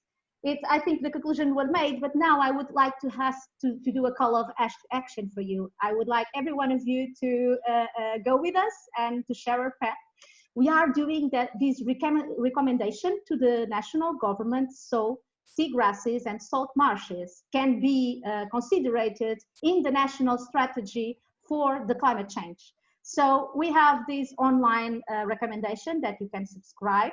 Okay, so I will ask probably NGEurope team to send to you the link later, and we ask you to just subscribe this recommendation if you agree, and to learn a little bit more about the role of these systems in the climate change issue and how they can help us. Thank you. Thank you, Sylvia. It's always a pleasure to hear you and to know more about your work. Thank you.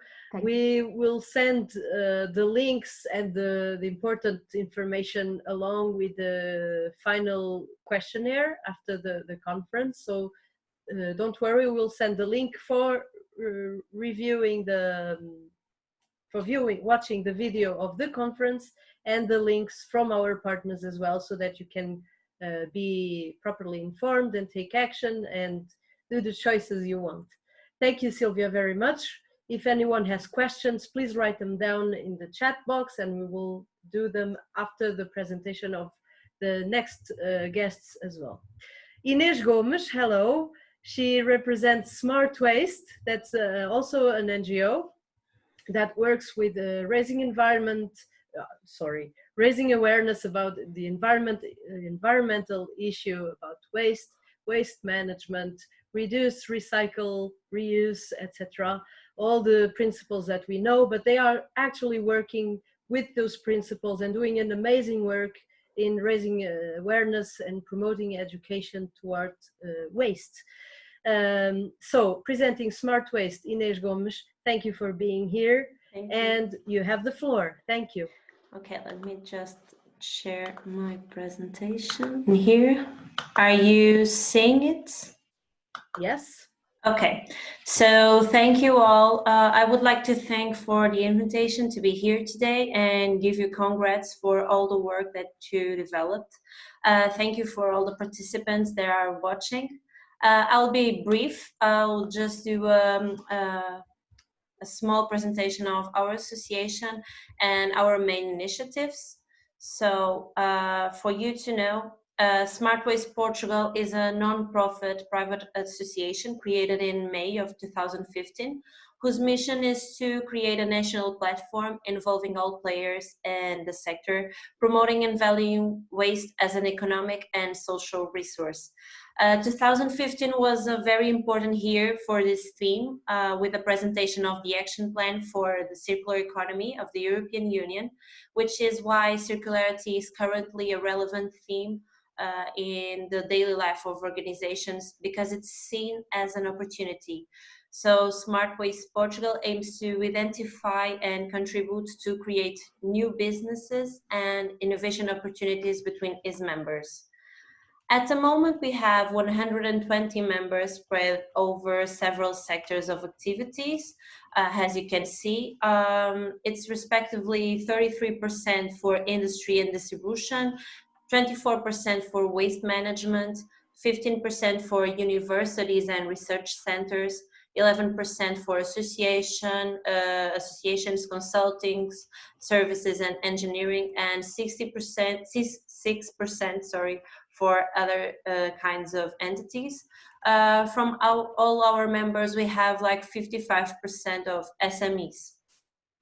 And taking into account the wide range of members, Smart Waste Portugal takes part in several initiatives that are capable of enhancing new businesses, like, for example, collaborative work through the production and dissemination of knowledge, such as best practices, development of studies, workshops, events, through the promotion of consortia and partnerships, always seeking to be in direct contact with our members, participating and disseminating initiatives and protocol establishments.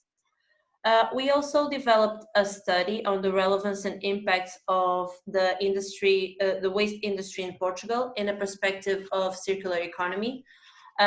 This study presents a detailed analysis of the sector and proposed a roadmap to 2030 with actions and recommendations in the circular economy area.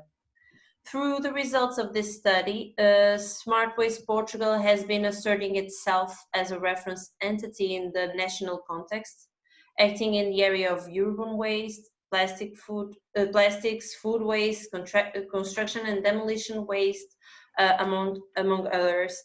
We try to create scale, presenting positions, produce relevant information, and streamlining working groups, which bring together public and private entities with relevant to the different value chains. So now I will present a little bit of the work that we are doing and some working groups, starting with the waste collection. This kind of waste, the waste collection must be analyzed because there are opportunities to create business and value, being fundamental to the transition to a more circular economy. And now more and more it is necessary to taking it into account because the issue of the goals. So for it, we're trying to develop a proposal for standard specification for municipalities, and trying to elaborate a technical and financial study on the implication that the new legal context and the new goals may have for the private sector. We're also working with food waste, and food waste represents, as in addition to an environmental and economic problem, an alarming problem from a social and ethical point of view. Indeed, about 1/3 of the food produced for human consumption is wasted globally. So there is an urgent need to reduce the impact resulting from this waste, promoting greater sustainability of the system and the transition to a more circular economy.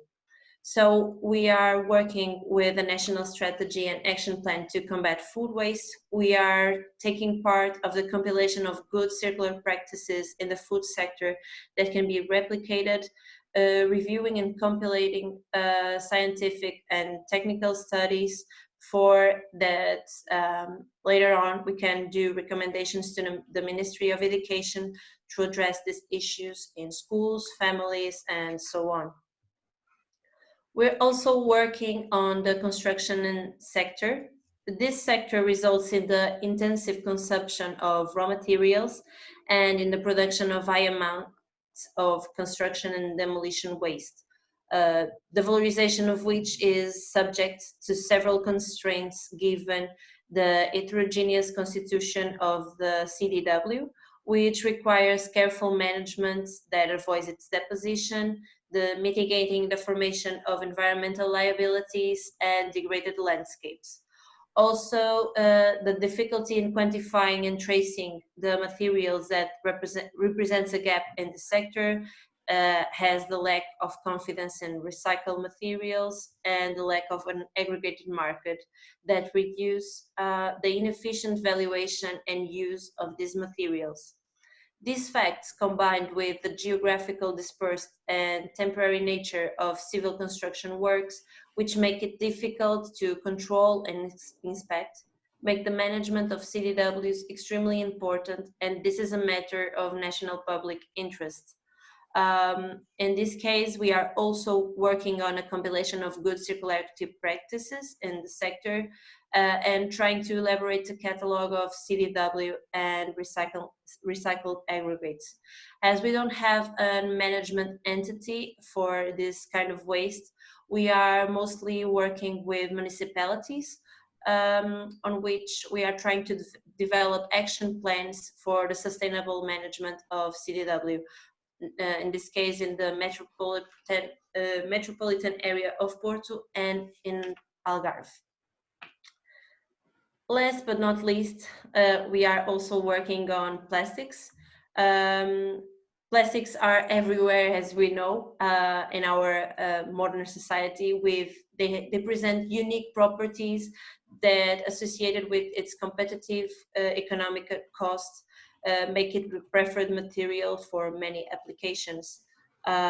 We are trying to promote the reuse and recovery of plastic materials, as well as the incorporation of recycled plastics in new products in the perspective of circular economy. We are also collecting good practices in this theme. We already developed a guide for with recommendations for recyclability. It must go out, I guess, and next month. We worked with the retailers, the main retailers in Portugal, trying to check what was right, or I didn't want to say wrong, but what could be improved. And it must go out like next month with some recommendations. And we are trying to develop a study for the plastics in agriculture that are in Portugal a huge problem that are coming. We are also coordinating the Portuguese Plastics Pact. I don't know if you already heard about it. We are doing it in partnership with the Ellen MacArthur Foundation and with support of the Portuguese government. The pact is a collaborative platform which aims to create a commitment between the government, the different national agents in the plastic value chain, the academy, NGOs, by setting ambitious goals and objectives by 2025. At the moment, we have 76 members. Here I present the effective members and institutional members. So as you can see, we have a great representativeness of the value chain and therefore a great capacity to create impact and a great responsibility in promoting the transition to a circular plastics economy in Portugal. We still want to work in more areas. For example, the waste derivative fuels, the sludge from wastewater treatment plants, the 4.0 industry, but we have a small team. We are now growing and we're trying to take advantage of all the activities that our members do in their daily projects, and we are trying to adapt. So we pretend to, by the end of the year, start working on this, also on textile, that will have ambitious goals too. And this is a little bit of what we do, always in a collaborative strategy, because we do not want to replicate what is already done. We want people to understand that if we work together, we can go further. So this was it. Thank you very much, and you are right on time. Thank you, Inês. Actually, a lot of work is still needed, so thank you very much. It was very interesting, and I would invite the attendees to follow their work, because it's really impactful, and it's really important for the waste management policy in Portugal in order to improve it and to educate people to be aware and to participate in the correct waste disposal and all the things Inês explained to us. Thank you, Inês. If questions arise, we will let you know after the presentation, the next presentation. Just let me say, sure. We have also a monthly newsletter. If you want, you can go to our website, subscribe it, and you can see all that Smart Waste Portugal is developing, and also events that are not organized by us, but we want to spread the information, so you can see everything in our newsletter. Thank you. At least for the Portuguese participants, Yeah. that's really helpful. Thank you very much. And next, we will have Ricardo Brandão. He's a veterinary, and he has been working with us in several different contexts, at academic contexts. Oh, Christ, my tongue is stuck. Academic, NGO, municipality. He's really a very available and nice person. He runs Servas, which is the short term for fauna recovery center in central Portugal. And if this conference was presential, and if we were in Albergaria Velha doing it, we would have an actual recovered bird or several birds to release back into nature and to have a symbolic moment of freedom and recovery and hope. But unfortunately, it's just online. So we are so sorry that we cannot bring birds, but we can bring Ricardo anyway. And his work is very recognized in Portugal as an activist as well for environmental issues, like having poisonous stuff in agriculture and killing lots of animals. Well, it doesn't matter. Ricardo, what matters is that he runs Servas, that is part of another NGO, Aldeia, and we are very proud to have him again working with us. Ricardo, thank you very much for being here today, and you have the floor. Thank you very much for the invitation, and it's a pleasure to be part of this. A pleasure to work with you and with BioLiving, and hopefully we'll have in the future moments like this where we can actually release an animal. For the presentation, I brought some photos, and I will explain how we work, what kind of philosophy of work do we have, and also why we think centers like ours are necessary. So in that part, I think I can represent a little bit of the network of centers for rehabilitation of animals in Portugal.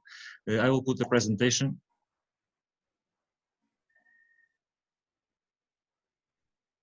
I hope you are already seeing it. Yes.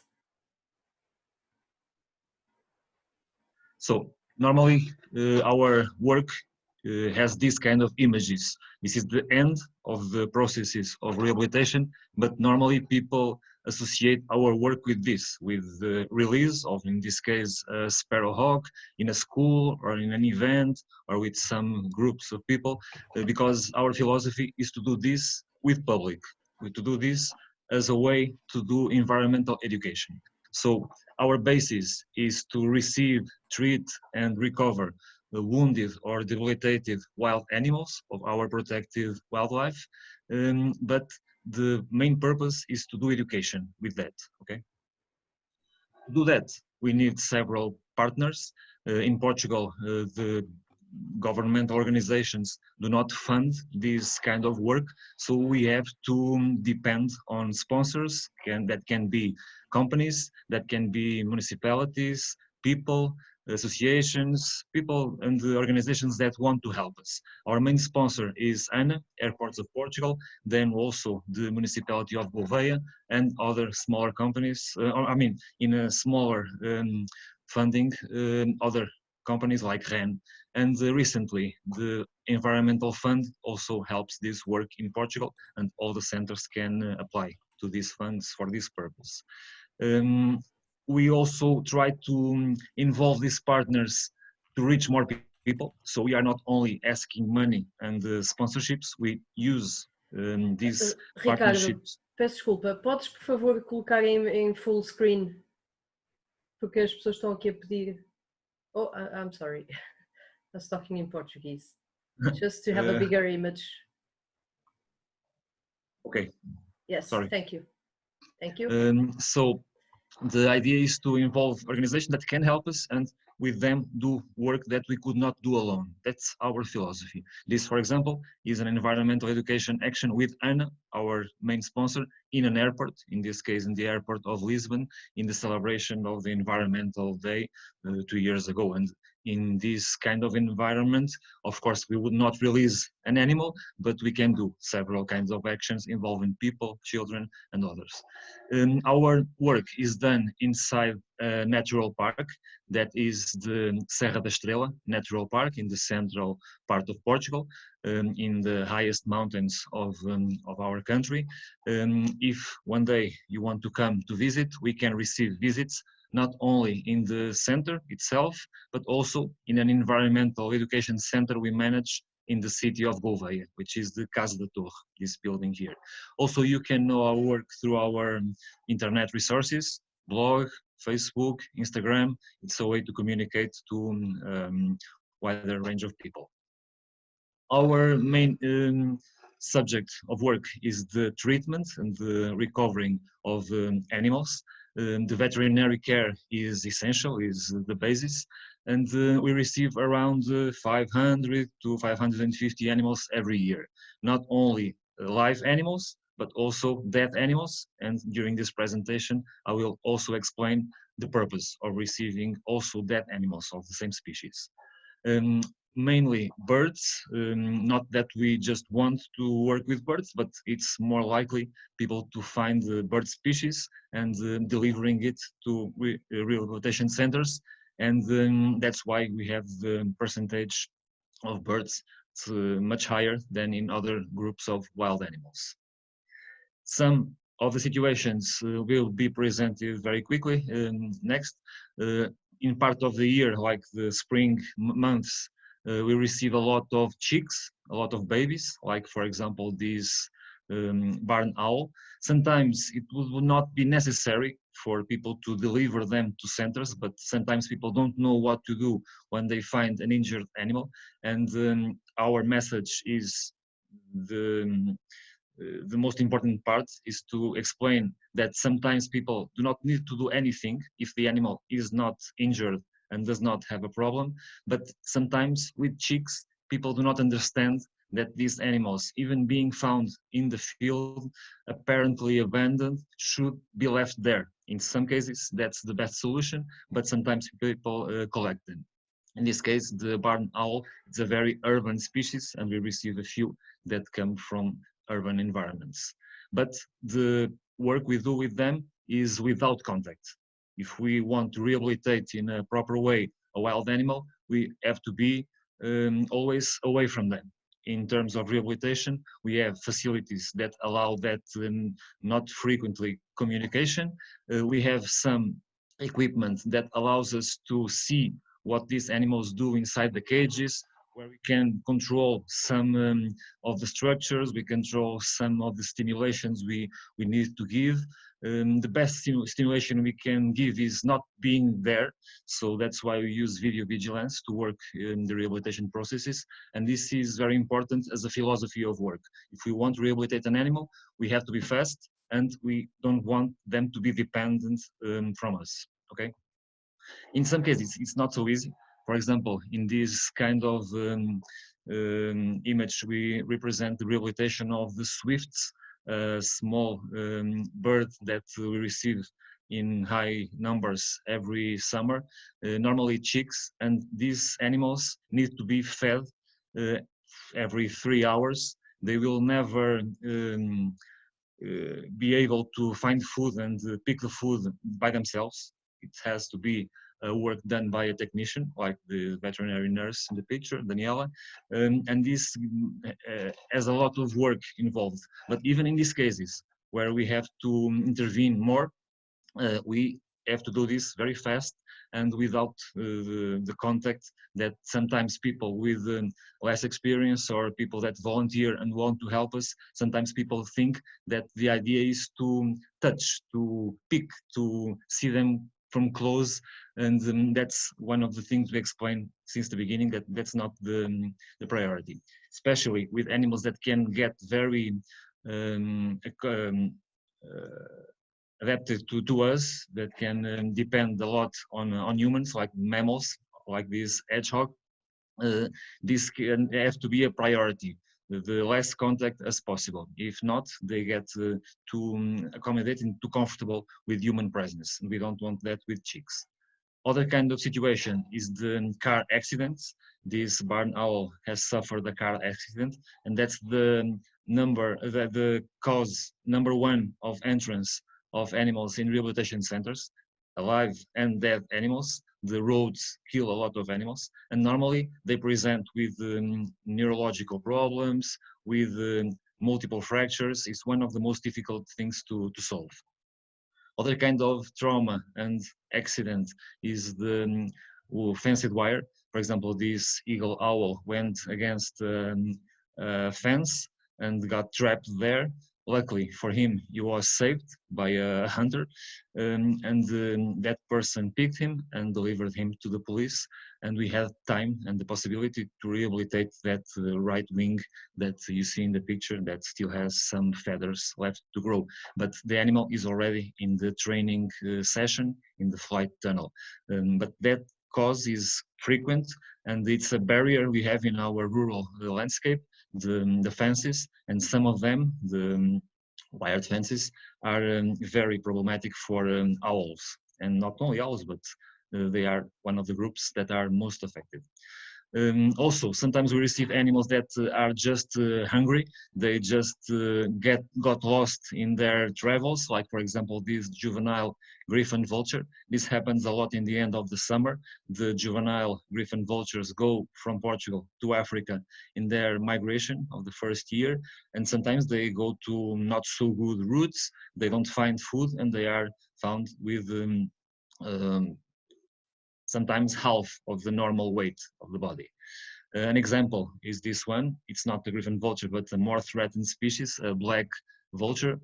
It was found at Coimbra, not a very typical place for a black vulture to be. When he reached our center after eating a roe deer, he left us present in the cage. It was a mark of a sheep that he had eaten in Spain, which is something normal for a vulture to eat dead sheep, dead goats. And in this case, he told us where did he eat that sheep. Luckily for us, as this is an important species, Vulture Conservation Foundation and another friend NGO, Associação Transhumância e Natureza, had interest in marking with GPS system this animal, and he was marked to be followed when he was released at Serra da Malcata in the border with Spain, a much better place for a black vulture to be than the place where he was found. Then in the next months, we had information about the travel he was making. This is possible because of the equipment he was put. And this is very important for us to know the survival of these animals, to know how they interact with the structures, with dangers, like for example, the wind farms. We know the route they do, and we know what dangers then that these animals can suffer. And this is very important for the organizations that work with this kind of animals. The knowledge about the availability of food, how they use the sources of food, also the amount of territory they use, the distances they make. For example, this one in 2 days did more than 700 kilometers, which is normal for a vulture, but it's an information that is useful for us to know where he is and how well he is after the rehabilitation process. Sometimes great travelers like the vultures also come to our center already marked. This is an example of osprey, eagle that eats fish, and this one has rings in the legs that were put 18 years before in the nest when she was a baby in Germany.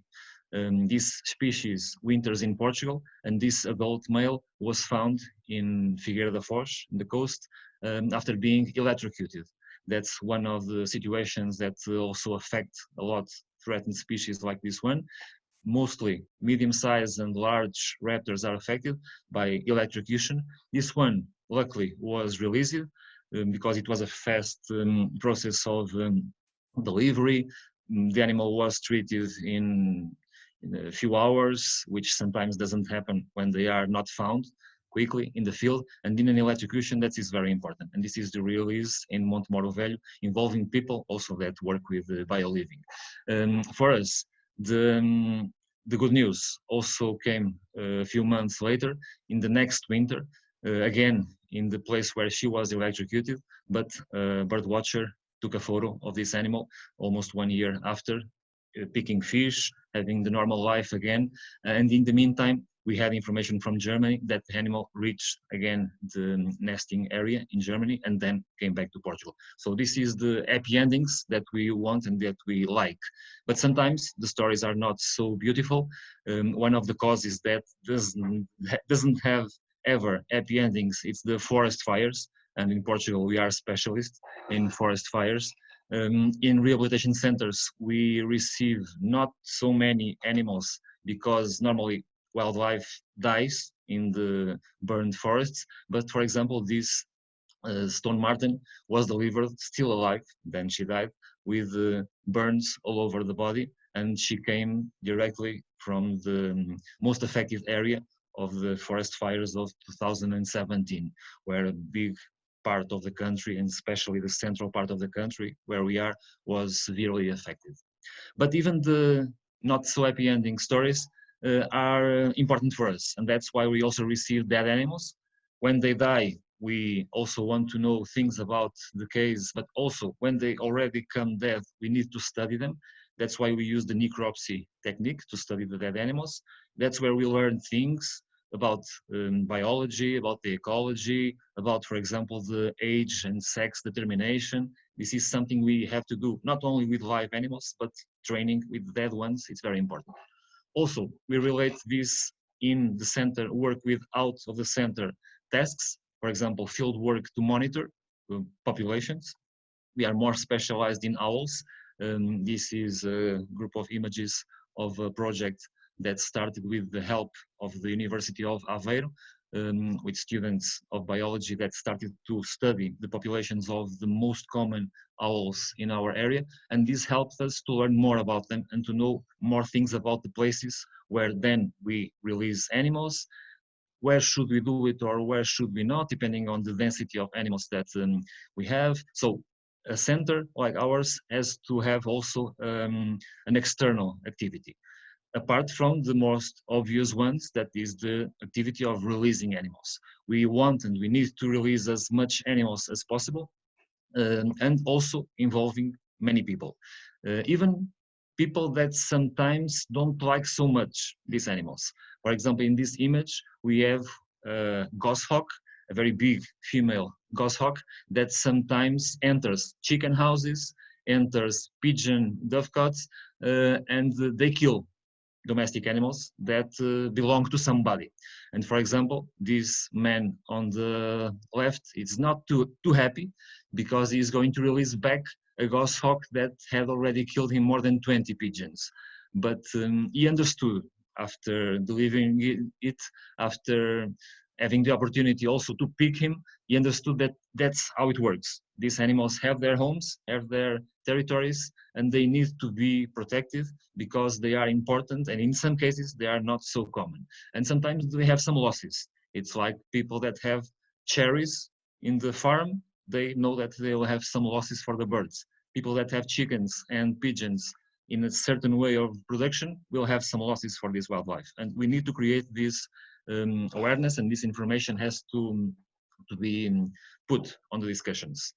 And these kind of opportunities sometimes happen in events where we participate, like for example, the event we were going to participate with you.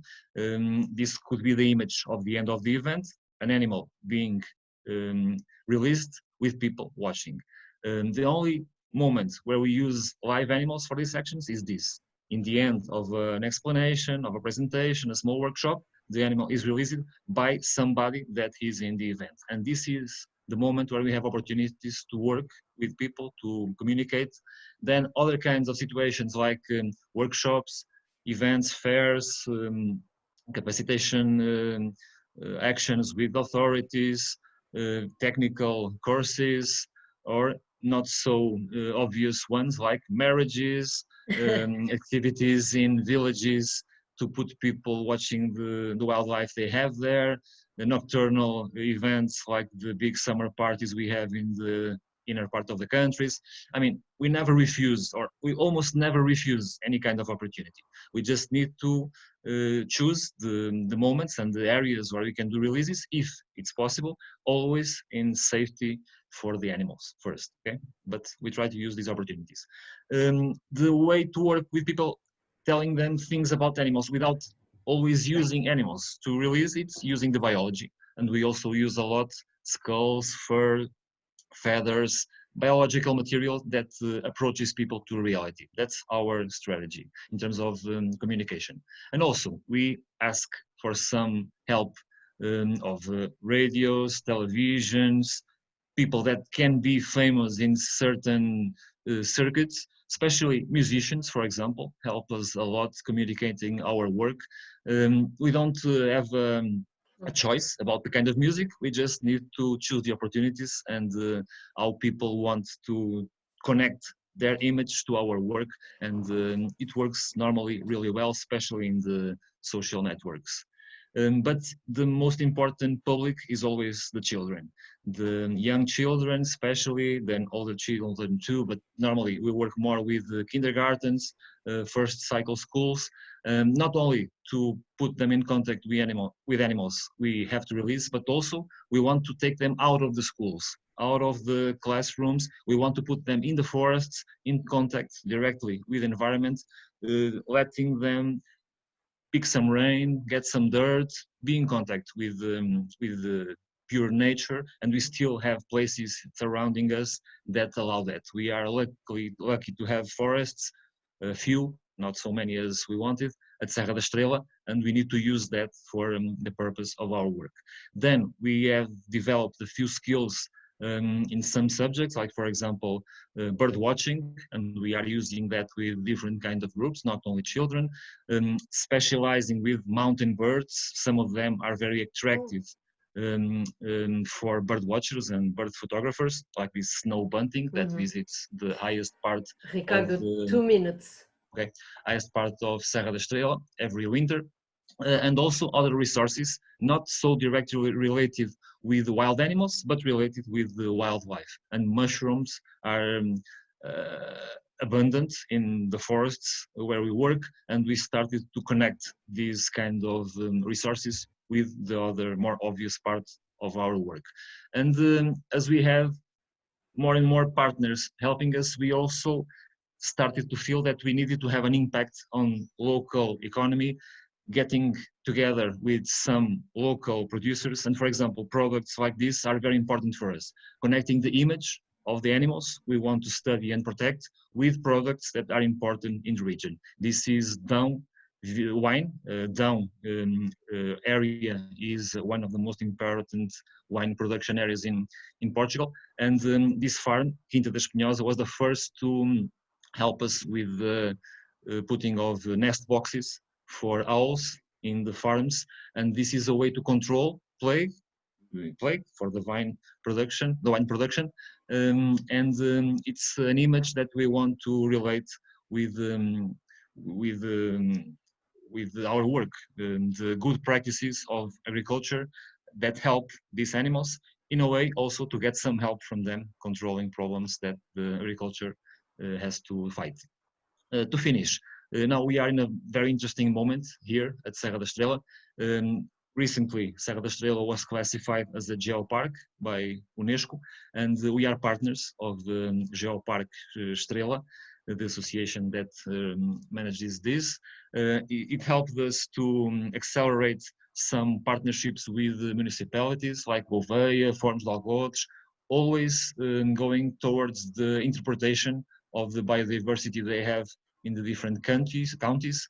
And as we are working here for over 14 years, people already know a little bit of our work, and now we feel that we are better accepted, not only by municipalities, also by tourism houses, like for example Chão do Rio, a very interesting unit here at Serra da Estrela. And we do bird watching tours, we do mushroom picking, we do visits, we do things with children in events, and that's what we want to do. So we have a first stage that I explained in the first part of the presentation, but now most of our work is more related with people and with the territory, and that's how we want to evolve in the future. Okay, Serra da Estrela is here, so visit us, know our area, and also know our work. Okay, I'll leave the links here. Thank you very much. Thank you, Ricardo, for such an amazing presentation. Again, it's always fascinating to hear what you do and to learn more about your procedures and the development you are having currently. Thank you very much. Okay, so now it's the time for questions. Now it's the question and answers period of the conference. We have about half an hour to respond to any doubts, questions, or comments that the audience wants to put in. We received 2 questions already that I will start with. Anyone wishing to present another question, please write it down, or if they want to speak orally, please let us know on the chat box and we will give you the floor as well. So, okay, coming from Ireland, Chris, who is a very active person in his community, asked us if we planned any follow-up activities for after this project ends. Well, when the new application periods was happening, the Corona situation exploded. So we actually didn't have the time or the mindset to think about it. But certain partners continue to work in new projects, but as a continuation of NGEurope, we didn't have the time or we couldn't think about it because of the adaptation of this conference and all the work that was still to be done and with the pandemic situation going on. So, but maybe next year, if everyone agrees or thinks it's an improvement that we need or something is not covered by the current project, or if the NGOs ask our help for a specific issue, we will be more than happy to do a NGEurope 2.0. I think I can speak on behalf of all partners here. But Chris, are you still there? Yes, you are. Do you want to say something orally? Because we know that you are very, very active and you engage in many different and interesting projects. If you want to comment anything, please be welcome, because you participated in our training course in Ireland, I think. And well, let us know your thoughts if you want to, of course. Yes, thank you very much. Why I was asking the question, I'm more interested in linking up with some of the NGOs that we've met on these courses, especially the presentations that I've seen now from Portugal. There's some interesting projects that one can link up afterwards, possibly in projects, and that is the reason why I was asking. Obviously, some of us do niche work in the environment, the natural environment, and possibly to work together. That's why I was just asking, and I would like to keep contact with the other groups. Thank you very much. And people are commenting in the chat box, and they are saying thank you to our guest speakers. We all say thank you for your amazing work and for sharing with us what you are doing. We wanted to bring different types of work, some with marine stuff, social issues, Ricardo with biodiversity problems and threats, and also Inês with waste awareness. So different types of works. If we were in a physical setting, more inspirational cases would be presented. Even BioLiving could present, and also Leave No Trace as NGOs could present their work that are also very interesting. So thank you all. We have another question coming from Noel Doyle. They ask us what would be the most significant lessons learned from the project. I think I will pass this question to Sofia, that had a very, very important job in managing this project and the doing of all the outputs. So Sofia, what would you pick up or highlight as the major lessons learned from NGEurope? I would say that even though we know and there are studies about the difficulties of NGOs all over the world, but mainly in Europe, I think it's different to see it firsthand. And I think that's one of the lessons that I personally learned. I think everyone learned with these intercultural experiences with the training courses, mainly, that all NGOs are facing sometimes the same problems, and we cannot collaborate with each other and help each other.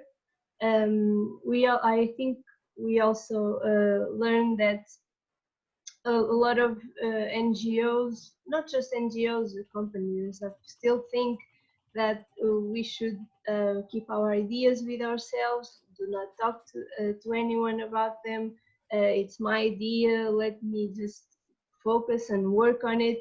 And I think we learned that it's the best policy is to actually talk about it with other people, listening to their inputs about it, and maybe the initial idea will transform and become a big project and become a big motor of change.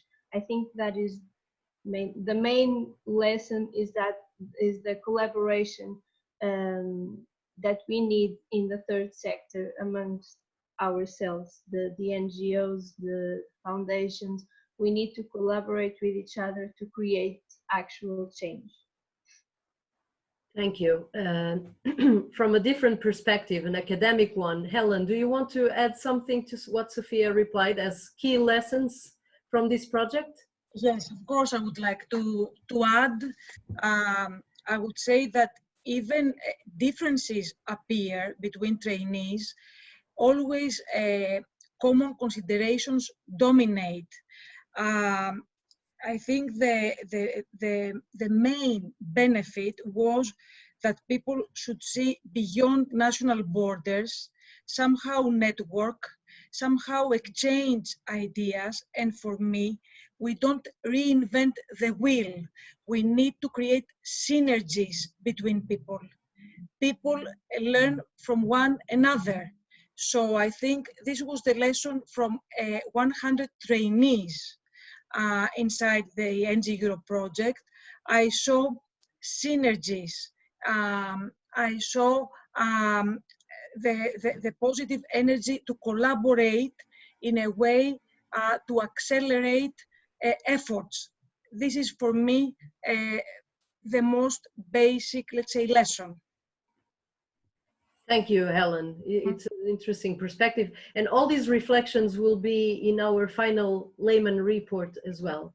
There are more questions waiting in line, but picking on what you were saying, not reinventing the wheel, some people may ask, and even Liliana Barosa from an important NGO in Portugal, that is the LPN, Liga para a Proteção da Natureza, she is asking in the chat box a very relevant question, that is it better to have more NGOs and inspire people to create more NGOs, or to actively work with the ones that already exist?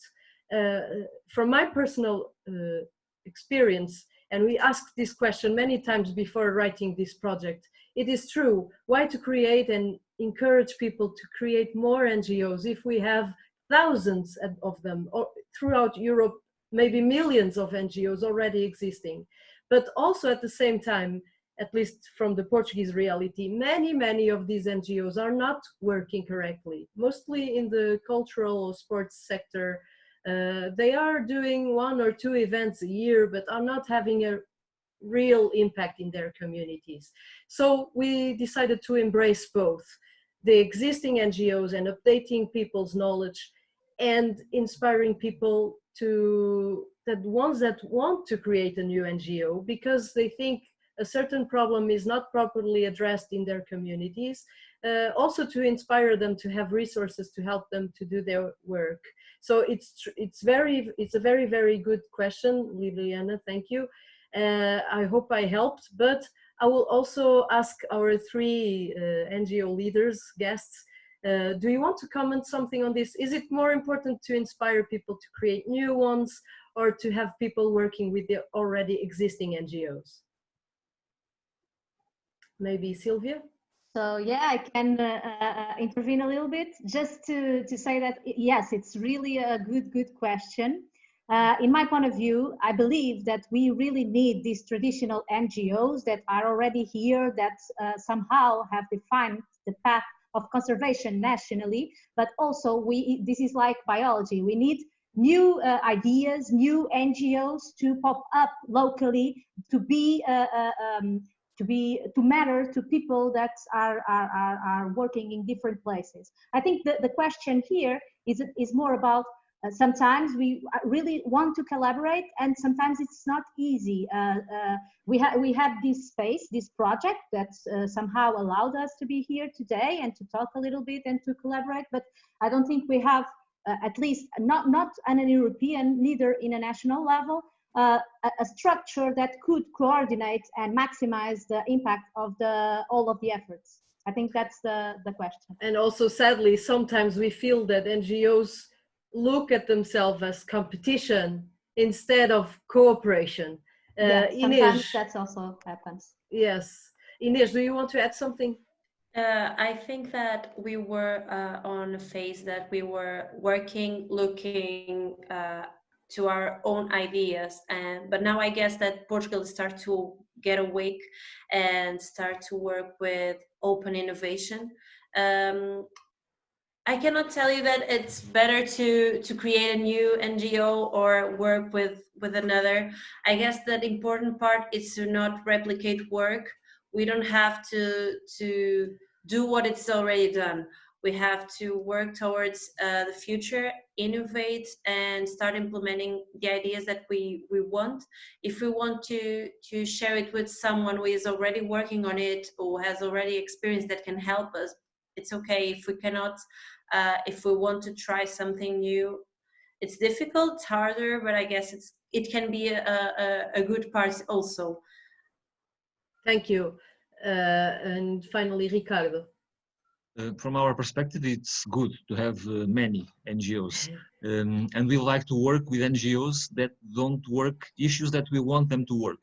And our experience is nowadays a lot with organizations that work in education areas, social areas, and we introduced environmental issues, and we like to work in that way, creating these partnerships. And for example, in this inner part of Portugal, we don't have many people, so we don't have many NGOs, so we need more. You mentioned before that you were helping the creation of an NGO at Viseu. Yes. What's the name? Trevo. Okay, there are not many at Viseu, so in some places it's good and important to have more.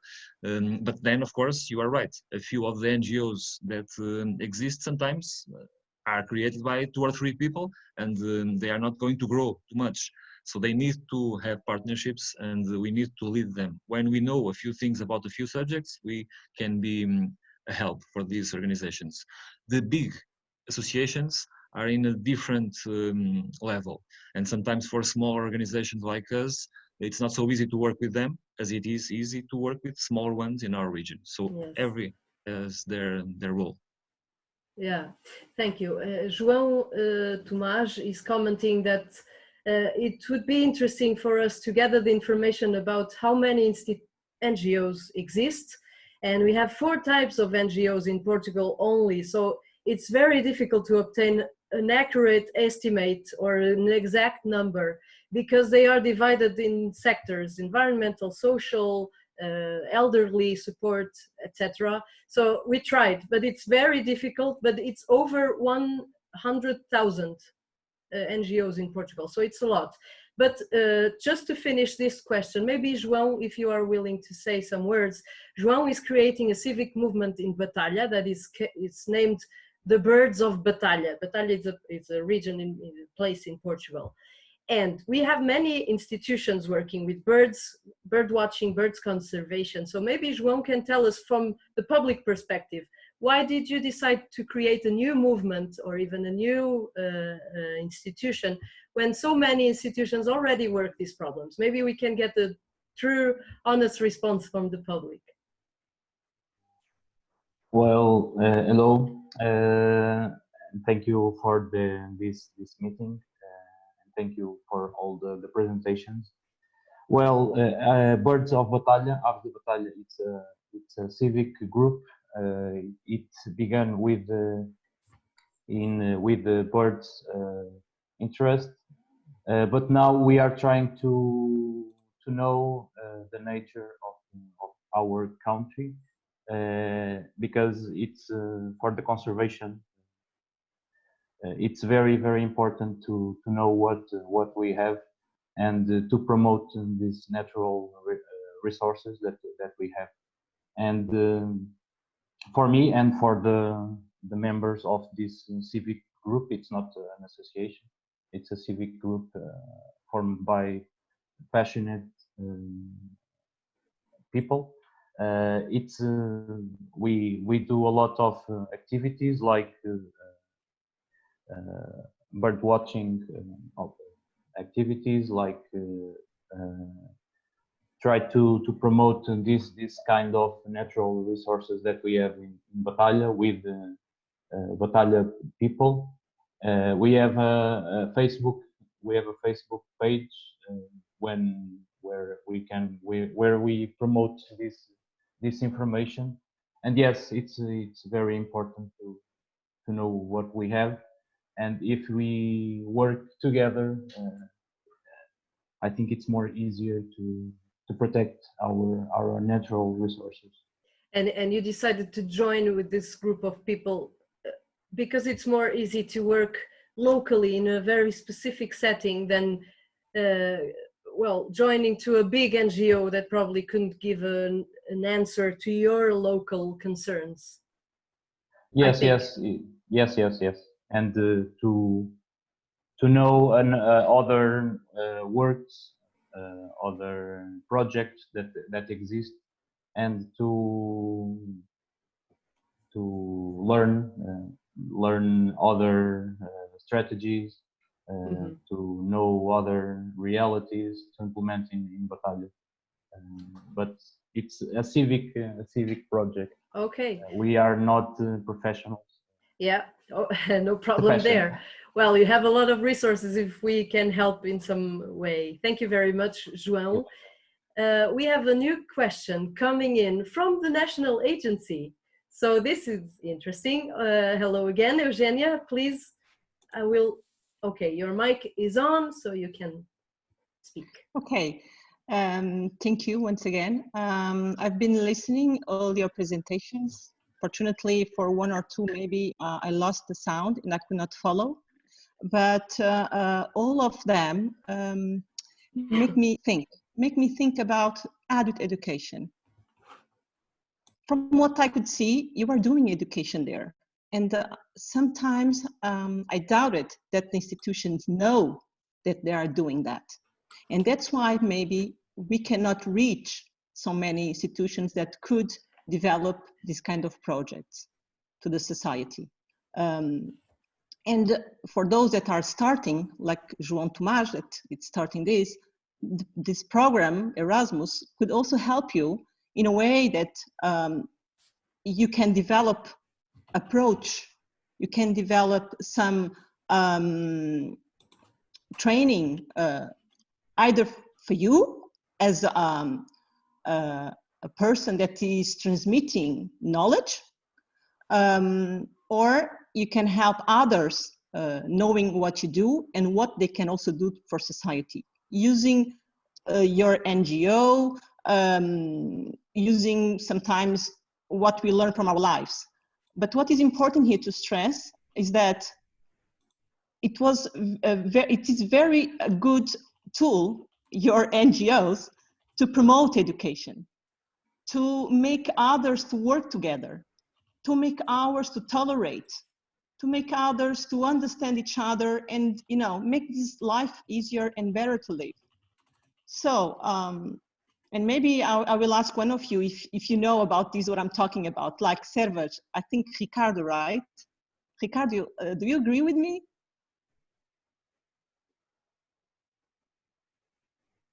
Yes, totally. And that's why I mentioned that our strategy nowadays is to work with other organizations that deal, for example, with education, if we want to introduce our environmental issues with more tools that they have than us. And the universities are always a possibility, but not the only ones. And I think that's the purpose of our work now, is to not to do more things, but to be surrounded by more people and organizations that can help the impact to reach. So I agree with what you and said. you see the Erasmus program as a good connection between what you want to do and all those institutions? Our main connection now with Erasmus is through another organization. We work a lot with Reencontro. It's a social association from Vila Nova de Tazem, Gouveia, and the main work we have with Erasmus representatives, Erasmus students that they have in summer camps is through them. Directly with us, only in the beginning of the association Aldeia, to which we belong. Servas is one of the 2 centers that are managed by Aldeia, and Aldeia had some rehabilitation of buildings in the northeast of the country, funded with the help of the Erasmus programs and done by volunteers, for example. At the moment, we are more related with organizations that receive Erasmus. And I think it's an important tool, not only to have more people, but also to learn with other experience and to spread a little bit of our experience here. Yes, that's what the K2 program, K2 Action is supposed to do. But also don't forget about K1, which goes precisely to the staff of these institutions. So each of you can receive training to transmit to your target public. Well, I think that I gave the idea what I wanted to say. So I hope all of you can use Erasmus, not only for your NGOs to do your own work, but also to be together with so many people and make it much easier to live and to stay with everybody. Thank you. Thank you, Eugenia. I also agree. I think sometimes institutions are working with children education or adult education and don't even realize it, of the big and huge impact they are doing. And we say, why don't you apply for this funding? And they say, no, we are not an adult education institution. But yes, they are. And right about this, I think we have among us, let me check, Nelson Matos. Are you there? Nelson is can also bring this perspective because he works for the ASPIA. It's a Portuguese NGO. It's a national association for the Portuguese National Association for Environmental Education, and they work with well, they promote environmental education from little babies until the elderly. So maybe Nelson, who also took part in this training course of NGEurope, can also bring us some insight about the, well, cooperation work, about what the project taught him. Nelson, if you are there, do you want to say something? Yes, hello, can you hear me? Yes. Okay, hello to everyone participating. It has been a really nice seminar so far. So congratulations, you really knew how to turn this calamity into a very good opportunity. So yeah, my background is also coming from, well, I have kind of a diversified background, but lately I had also been working in academia, and now I had to make this leap into a more interventive agency that was the Portuguese Association for Environmental Education. So having participated in one of the courses of NGEurope, one thing stood out, and it was that we actually need to learn how to overcome doubt, self-doubt. So that's one of the main factors. And that happens when we get in contact with others with similar views, with similar passions, with similar drives. So the first thing, and I didn't quite perceive it before I took the course is that we need to learn that. That's not innate. Innate, we are like fearful beings. So we have doubt, and that's why some of the best entrepreneurs excel, because they kind of lack that sense of self-preservation. But we can learn to overcome this sense of self-preservation, overcome doubt, and this we do by joining others and joining forces and eliminate those doubts with each other. So the establishment of networks is of the utmost importance. Another comment is on if there are too many NGOs and too few. Well, my view is that it depends. Some issues are so prevalent and so ubiquitous that we need to join forces. And this is where the NGO movement as a whole fails. There's a lot of breaking up intentions. I mean, we don't generate for specific issues enough critical mass, social mass, that puts these issues on the agenda, and we are thus not able to be constructing a driving force to tackle these issues. And on the other hand, it's like Ricardo said, that we need local agency also. So in my view, if I was to start some idea, some project, I would firstly look at someone who's already doing that, so I can join my force to them, so I can create the critical mass, so that my agenda is put on some map.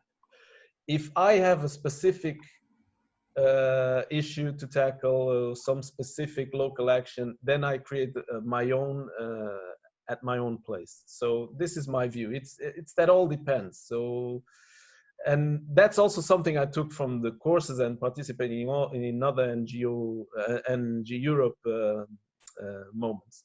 So yeah, thank you for letting me give my testimony and carry on the good work. Thank you. So your giveaway messages, one final message would be to overcome your doubts and kind of feeling ashamed of doing something, and just do it and seek for advice and join efforts with already existing movements. I think this is summing up what you said, Nelson. Okay, Chris is wanting to speak too. Chris, please. Yes, thanks for the opportunity. I just generally just want to remark on a couple of things, and especially something Eugenia said. In this whole COVID situation, it has become clear that everybody who works on a voluntary basis and NGOs, and doesn't matter where, is become frontline workers. And it doesn't matter whether it's socially or environmentally or so. And I think there's a renewed respect for people who takes voluntary time and their passion and interest to look after the common good. And I hope that in the European programs that they start making it easier and empower community groups and NGOs and people who has a common purpose to actually do this. Because a lot of the funding goes through layers and layers and layers of filters, but we need to find quicker and easier ways and accessibility for community groups, because our problems are complex, or our issues are complex, or our solutions is complex, and we all have to work, whether I'm environmental, social, or economic, or in the socio-economic sphere. We all have to come up with solutions together. I can't work against somebody else. And I think that needs to be encouraged within the European and the NGO network in the future. And training and education takes, actually the best training and education is when people talk to each other and share what they've already done, and not necessarily always in a formal situation. I've learned more from the training courses when we had conversations with some of the other groups and people, and that's where we learn from each other. Thank you, Chris. Precious insight. I think Sylvia wants to say something. No? Well, so I think we are. Thank you. Everyone is applauding your opinion, Chris. Thank you very much. Let me check. Okay, I think no one else wants to add anything, and since it's already noon in Portugal and 2:30 in Greece, I think it's time for us to wrap up. I want to thank everyone that attended for their attention, for their participation, also for our invited guests, and for Eugenia for taking the time to share their thoughts and their presentations with us. We are sorry we cannot have you in a physical setting. It's really sad, but at least we could receive more people from different countries. So it's very important. From my part, I apologize for anything that wasn't so great, like my English sometimes, or any logistic thing. We will send you a satisfaction questionnaire with all the relevant presentations and links. We are still available by email or any other contacts that are available in our websites, and also the Facebook page that that you can find easily on NGEurope directly. I think I'm not forgetting anything. Well, I also thank publicly all the partners for their tremendous work. This was quite a journey. It was quite a challenge, even for partners that are not from the NGO world, like the Municipality of Lousada, Play Solutions, the University of Athens, and even Enter. So we have many partners that are not from the NGO supporting the third sector. This was quite a beautiful thing to happen. I want to express my gratitude to all the partners for this amazing constructive work we did, to all the NGOs that shared their experiences and opened their doors to us. But there's also one person that I personally want to highlight, that is Sofia. In the partnership, we all agree that she did a tremendous work with all the tasks and management things that she had to do. And of course, Eugenia, thank you, representing the national agency. We will knock on your doors every time we can, asking for money and support. And when I say we, I mean all the partners and all the NGOs that we encouraged to participate. So you can count on us for further applications. It was a very beautiful morning. I learn all the time. I contact with everyone here. So we remain available. The outputs I presented are not all available yet in all languages. Some are just in English yet because we are still translating, but everything will be available. If you have any doubts, requests, or questions, please just let us know. Thank you all very much. It was a pleasure. And now I will end this presentation. Thank you very much, and see you soon again, I hope. Goodbye.